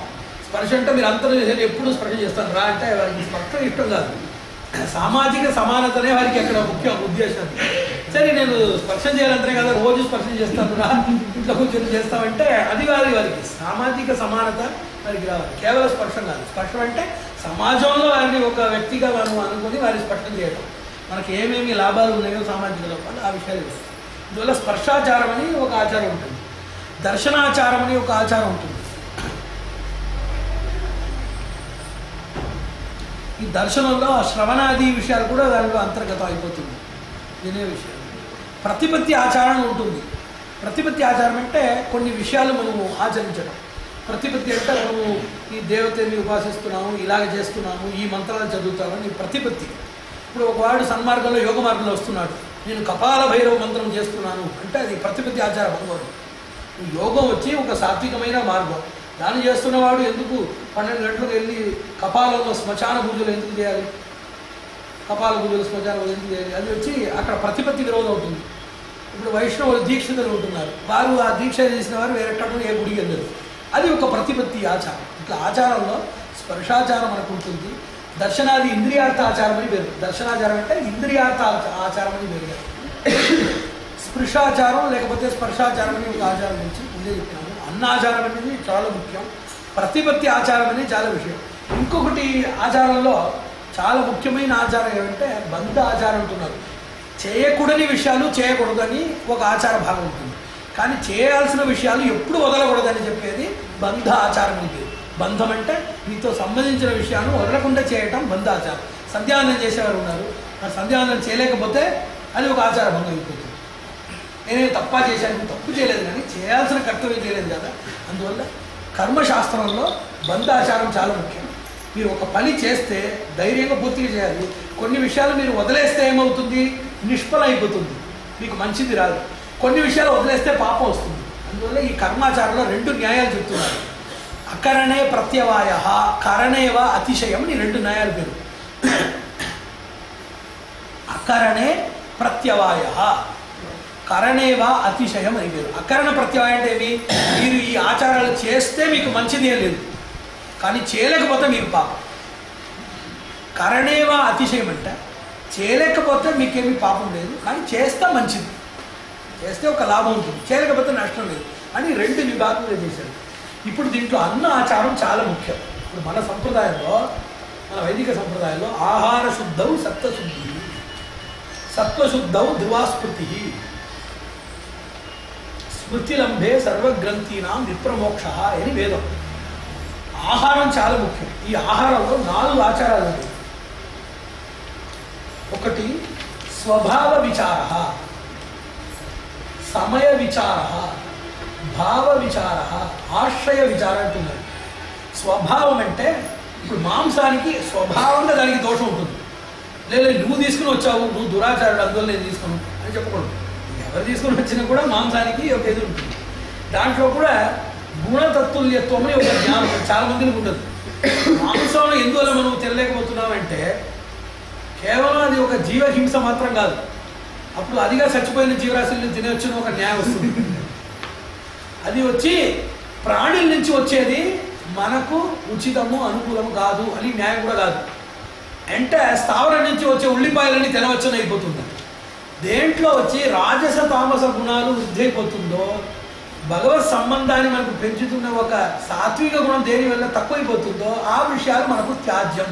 అది మనుషుడి దగ్గర వచ్చినా కానీ, మృగుల నుంచి వచ్చినా కానీ, స్థావరాల దగ్గర వచ్చినా కానీ, దేని దగ్గర వస్తే కూడా అది రాజస తామస గుణ ప్రవృత్తి చేస్తే అది మనకు అనవసరమని అదే ఆహారానికి లక్షణం. ప్రాణి హింస లక్షణం కాదు, హింసించకుండా తినవచ్చు. ప్రాణి దగ్గర నుంచి వచ్చేది మాత్రం కాదు, ఎందుకంటే స్థావరం నుంచి వచ్చేది కూడా తామసాహారాలు ఉన్నాయి. మునగకాయ మాంసం 2 ఒకటే అంటున్నారు శాస్త్రంలో. ఇప్పుడు అందరూ అది తింటున్నారు. ఉల్లిపాయలు అలాగ ఉంటుంది. యోగంలో ఆచారం చాలా ప్రథమం. ఆచారంలో శౌచం అని చెప్తున్నారు కదా, దాంట్లో ఆచారం ఒక అంగం. ఆచారంలో అన్న ఆచారం ఒక అంగం, అన్నమే ప్రధానం. కానీ అన్నం చేసే పని వేరేది చేయదు. పెద్దలు అదే చెప్తున్నారు, 2 కథలు చెప్తున్నారు. రామానుజు ఒక ఆచార్యుడు ఉన్నాడు, ఆయన యాదవ ప్రకాష్ ఆచార్యులు పేరు. ఆ దేశ రాజకుమారికి ఏదో ఒక బ్రహ్మరాక్షసుడు ఉంది.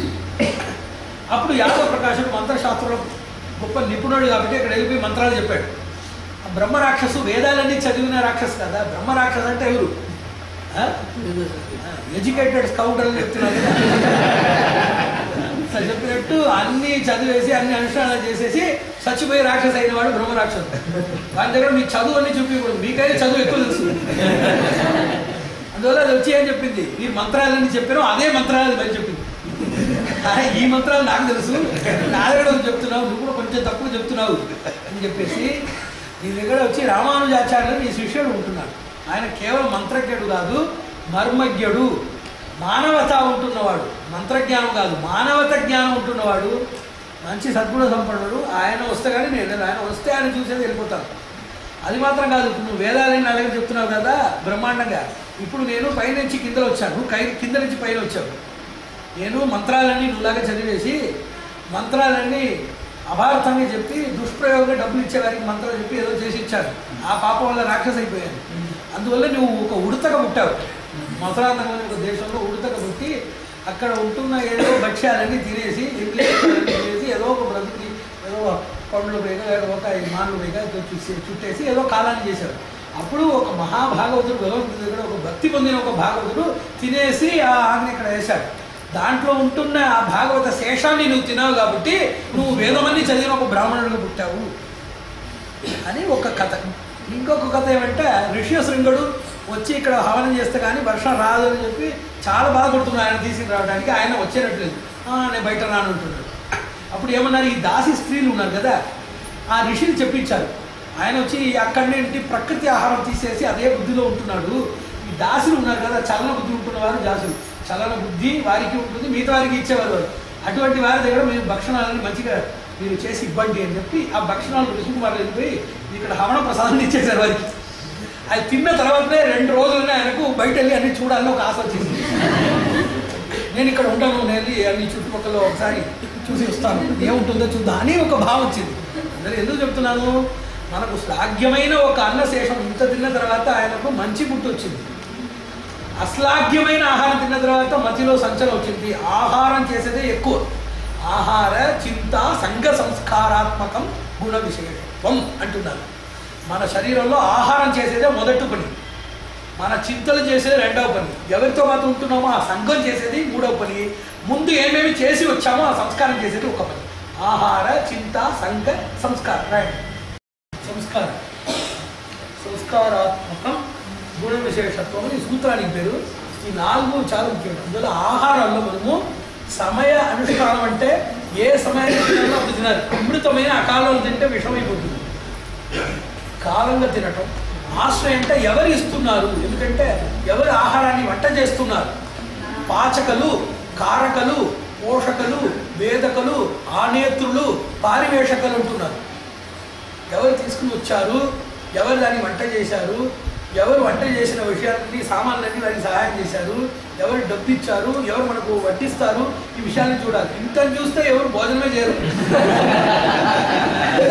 దానికే ఏమంటున్నారు, మంత్రాలన్నీ చెప్పి పరిశేషణం చేసి ఆ అన్నం భోంచేయాలంటున్నారు. అన్నానికి మంత్ర రూపం, భావ రూపంగా, ధ్యాన రూపంగా శుద్ధి చేసుకుని ఎవరు వడ్డించుంటే అని ఇంకొక విషయం ఉంటుంది. ఇప్పుడు వారంతా మంచివారిగా ఉండి తినేవారు మనము పాపిష్టులుగా ఉంటే మీరు 5 మందికి మన వల్ల పాపం వస్తుంది. ఇది కూడా ఒక ఆయన అడిగారు, మీరు చెప్పారు వారి వల్ల మీకు దోషం, వీరి వల్ల దోషం అన్నారు. వారంతా మంచివారంటే మనం తింటున్న వారికి ఏమవుతుంది, వారి వల్ల మనకు వచ్చారంటే మన వల్ల వారికి వస్తుంది. అందువల్ల వారు అందరూ కూడా ఒక ధ్యానంతో భోజించాలి. మంచి పదార్థాన్ని తినాలి. శాస్త్రయుక్తమైన పదార్థం ఉంటుంది, పర్యూషితం అని ఉంటుంది, ఎప్పుడో చేసింది. ఇప్పుడు ఏం చేస్తున్నారు, ఇప్పుడు చచ్చిపోయిన ప్రేతాలన్నీ ఉన్నాయి ఎగిత్తులో, దానికి అన్ని తైలాభ్యంగనాన్ని చేసి 100 సంవత్సరాలు 1000 సంవత్సరాలు కూడా ఇప్పుడు అది బాగుంటుంది. అలాగనే చచ్చిపోయే పదార్థాలకి అన్నీ తైలంలాగా రసాయనంలో పెట్టి ఒక నెల తర్వాత కూడా తాగండి అని చెప్పి ఇప్పుడు అన్ని ప్యాక్ చేసి అమ్ముతున్నారు. అదని మనం వచ్చి అదన్నీ తీసుకోకూడదు, అదన్నీ తీసుకోకూడదు. ఈయన చెప్పాడు, తెల్లగా ఉంటున్న పాలు, తెల్లగా ఉంటున్న చక్కెర, తెల్లగా ఉంటున్న ఉప్పు, తెల్లగా ఉంటున్న బియ్యాన్ని చాలా చెప్తున్నాడు. దాంట్లో కూడా శాస్త్రం ఏముంటుంది, తెల్లగా ఉంటున్న బియ్యం తినకూడదంటే ఈ బియ్యంలో ప్రక్రియలు చేస్తున్నాడు. ఒక రహస్యం చెప్తున్నాను, బియ్యము, బెల్లము, ఘృతము, ఈ 3 విషయము దైవ సంపత్తి. మన దగ్గర యోగ్యత లేని కారణంతో అదన్నీ అడగలేకపోతుంది, కానీ దాంట్లో దోషం లేదు. ఆ కాలంలో ఘృతం నెయ్యి పెట్టి తాగేవారంటే అంత మంత్రబలం వారికి ఉంటుంది, అంత ఆచారం ఉంటుంది, అంత ఒక ఆర్జం ఉంటుంది. బియ్యం కూడా ఒక భగవద్ ధాన్యం అది. దాంట్లో కూడా ఇప్పుడు శుద్ధిలేని చేస్తారు. బియ్యానికి కూడా ఆయన చెప్పినట్టు తెలుపు లేదు. బియ్యానికి కూడా ఆ ప్రక్రియతో ఆ తెలుపు వస్తుంది, కానీ లేదు. ఈ ఉప్పులో కూడా వేరే ఒక ఉప్పు ఉంటుంది, అది కూడా రక్తవర్ణంగా ఉంటుంది. ఉప్పు ఇందుకు అదని వాడుతున్నారు, సైంధవం, రక్తం అది వాడుతున్నారు, ఇందుకు కొంటున్నారు తమిళ్లో. అలాగనే మనము ఇది కూడా చూస్తే ఈ చక్కెర కూడా ఆ తెల్లగా అది ఉండాలని చెప్పి దానికి రసాయనాలు చేస్తారు, కానీ బెల్లంలో అది లేదు. ఇందులో ఒక రహస్యం అంటే బెల్లంలో ఒక దివ్యత్వం ఉంటుంది, ఘృతంలో ఒక దైవత్వం ఉంటుంది, సస్యంలో బియ్యంలో ఒక దైవత్వం ఉంటుంది. మనకు అర్హత లేని కారణంతో అది అరగలేకపోతుంది, కానీ దాంట్లో దోషం లేదు. అంటే ఎది తింటే కూడా మనకు రాలేకపోతుంది. అందువల్ల అన్నాల్లో మనము ఆచారపూర్తిగా మనం ఉండాలి, అన్నంలో ఆచారపూర్తిగా ఉండాలి. యోగాభ్యాసం చేస్తున్న వారు ఉల్లిపాయలు కానీ, తర్వాత మునగకాయలు కానీ, ఇంకా రాడిష్ ఉంది కదా, అదన్నీ అసలు వాడకూడదు, అదన్నీ మాంసతుల్యం ఉంటున్నారు. దాంట్లో కూడా మంచిది ఉంటుంది. చాలా మంది ఏం చెప్తున్నారంటే, మీరు ఏదో ఉల్లిపాయలు వద్దంటున్నారు, దాంట్లో ఏదో మంచి గుణాలని ఉంది, వైద్యులు చెప్తున్నారంటే అది శరీర దృష్టిలో మీకు ఏం కావాలని చెప్పాలి కదా. శరీర దృష్టిలో మంచి గుణాలు ఉండొచ్చు. పెద్దలు ఏమంటున్నారు, మీకు కందమూలం తెలుసు కదా, ఆ కందమూలం మూలానికి చాలా మంచిది, మూల వ్యాధి వచ్చిన వారికి అది కూడా మంచిది. కానీ ఇప్పుడు ఏం చెప్తా, కందగడ్డ చాలా మంచిది అంటున్నారు, దాన్ని లేఖ్యాలు చేస్తారు. అలాగనే దానికి ఏం మందు తెలుసు కదా, ఇప్పుడు చాలా విపరీతమైన మందు ఉంటుంది. పంది మాంసం ఉంటుంది కదా, ఆ తైలం అది మూలానికి చాలా పెద్ద మందు, నిజానికి పని చేస్తుంది. కానీ తామస ప్రకృతిలో చేస్తారు, కానీ మనం ఎట్లా చేస్తాము. ఇప్పుడు ఉల్లిపాయలు ఉంటుంది, ఉల్లిగడ్డ ఉంటుంది, దాని ద్వారా మనకు వాత చేష్ట వెళ్ళిపోతుంది అంటున్నారు. అదే మిరియాల్లో అదే గుణం ఉంటుంది కదా. అందువల్ల భగవంతుడు తామసిక, రాజసిక, సాత్విక ప్రకృతులు వారికి ఒక ఫలం వచ్చి ఇది తింటేనే నీకు మంచిది అని చెప్పి సాత్విక ఆహారంలో ఇది లేదు, ఈ ఆహారమే తినాలి అని భగవంతుడు సృష్టించలేదు. తామసిక ఆహారంలో ఏదైనా ఒక మంచి గుణం మీకు ఉండేటట్టుంటే అదే మంచి గుణంతో భగవంతుడు సాత్విక ఆహారం కూడా సృష్టించాడు. అది మనం అర్థం చేసుకోవాలి. ఆహారం మనకు చాలా ప్రధానం. ఆహారంలో చాలా విషయాలు మనకు నిషిద్ధం అంటున్నాను. ఇప్పుడు ఇది ఉంటుంది కదా, క్యాబేజ్, గోపి, ఇవన్నీ ఎవరు అసలు తినరు. వైదికంగా ఉంటున్నవారు తినరు, యోగాభ్యాసం చేస్తున్నవారు కూడా తినకూడదు. అది చూస్తేనే మనకు తెలుసు, ఆ గంధము, ఆ రుచి చూస్తేనే ఆ క్షారత్వం ఉంటుంది కదా, అదన్నీ తామస గుణం చేస్తుంది. మనము 100 సంవత్సరాలు తపం చేస్తున్నాం, లేకపోతే 1000 ఆవృత్తులు ఓంకారాన్ని చేస్తున్నాం. చేసిన తర్వాత ఇంత ఒక దురన్నం తినేస్తే, ఒక గోపిని వేయించి తినేస్తే అని అయిపోతుంది. అందువల్ల ఆహారంలో మనము చాలా ముఖ్యంగా ఉండాలి. ఆహార ఆచారాల గురించి చెప్పాను ఇంత విషయాలను. చాలా మంది డ్రమ్ స్టిక్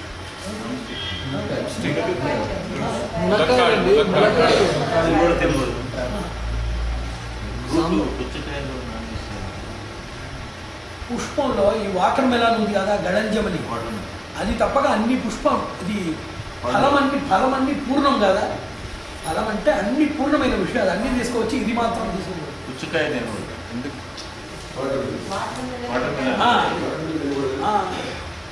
అది కూడా మాంస సమానమేది, మాంస సమానమేది. తామస ప్రవృత్తి కాబట్టి మాంస సమానం అంటే దాంట్లో కూడా మాంసం. అదన్నీ 3వ రకం. మాంసం నిషిద్ధం మొదటి రకం. రెండో ఇప్పుడు మునక్కాయ మిగతా విషయాలని చెప్పారు కదా. బాటిల్ గార్డెన్ ఉంది కదా, సొరకాయ ఏమనుకుంటుంది, పంప్కిన్,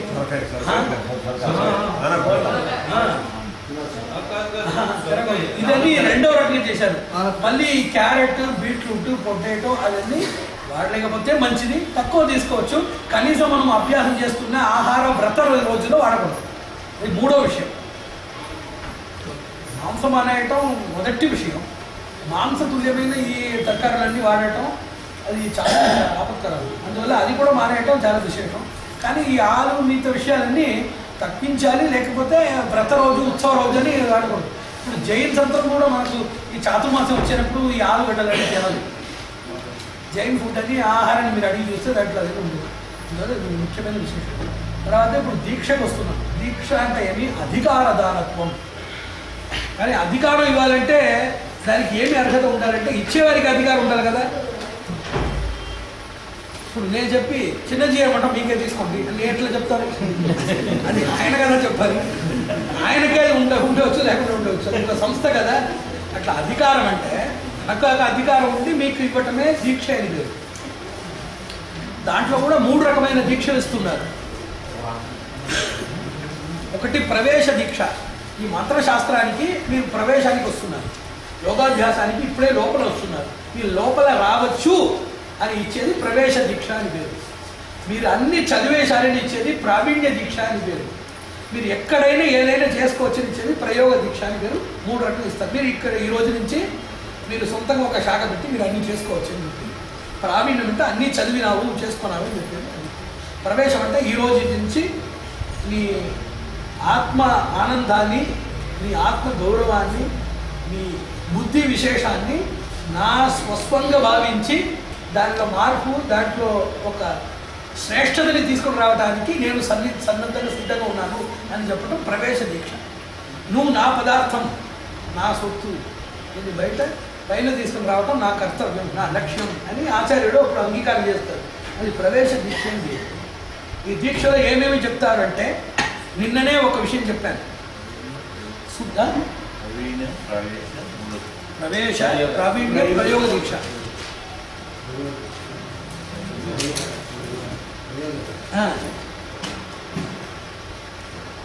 నేను 4 విషయాలు చెప్పాను. రోజు మనం చేయాల్సిన అనుష్ఠానంలో శుద్ధి క్రియ ఒకటి, రక్షాక్రియ ఒకటి, శక్తి క్రియ ఒకటి, వృద్ధి క్రియ ఒకటి నేను చెప్పాను. అది మీకు చెప్పివ్వటమే ఇప్పుడు ప్రవేశ దీక్ష అవుతుంది. దీక్ష ఎలాగ చేస్తారు అంటే చాలా రకంగా చేస్తారు. షోడశాంగం అని షోడశాంగం అంటున్నారు. ఆ షోడశాంగాలు చెప్తున్నాను. ఒకటి సంకల్పం.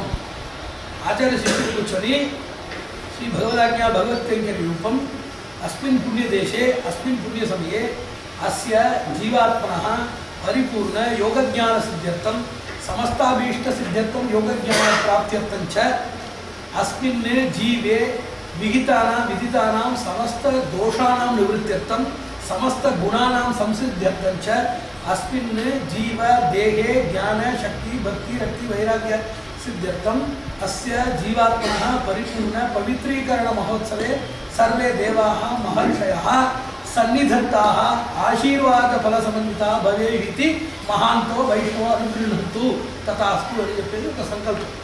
దీనికి ఒక మంచి చేస్తున్నాము, దానికి అందరూ పెద్దలన్నీ అంగీకరించండి, ఇక్కడ ఉంటున్న వాళ్ళు లేని వారు అంతా అంగీకరించండి. ఇది సంకల్పం అని పేరు. మళ్ళీ ప్రోక్షణం అని పేరు. ఒక తీర్థంలో పవిత్రీకరణ మంత్రాలని చెప్పి ఆ చేతులను పైగా ప్రోక్షించడం, చల్లడం, నీళ్ళు చల్లడం ప్రోక్షణం అని పేరు. మార్జనం అంటే వారి చేతులు, కాళ్ళు, ముఖం మాత్రం నీళ్ళతో శుద్ధి చేసుకుంటాం, మార్జనం అని పేరు. మార్జనం అయిన తర్వాత ప్రాశనం, చేతిలో వారికి నీళ్ళు ఇచ్చి ఈ నీళ్ళ ద్వారా మానసిక, వాచిక, కాయిక, సాంచరిక, సాంసారిక పాపాలన్నీ పోవాలని సంకల్పంతో చెప్పడం, దానికి ప్రాశనం అని పేరు.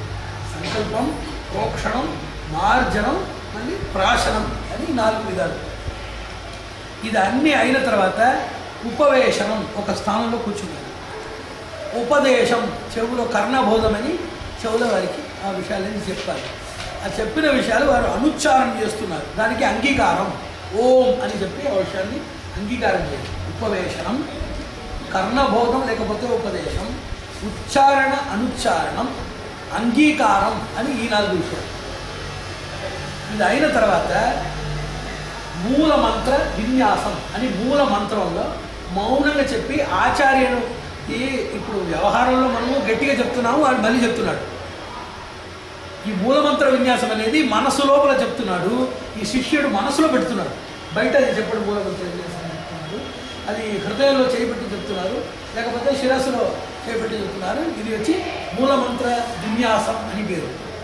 అభ్యర్థనం అంటే ఈ ఆత్మకు అన్ని సౌఖ్యాలు రావాలని ప్రార్థన చేసుకుంటారు.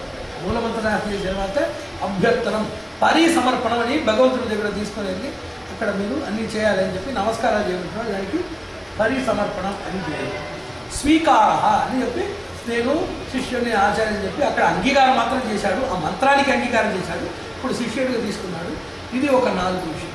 తర్వాత మంగళ వచనం, పంచాశతరి వేదంలో మంగళ వచనాలు చెప్తున్నారు.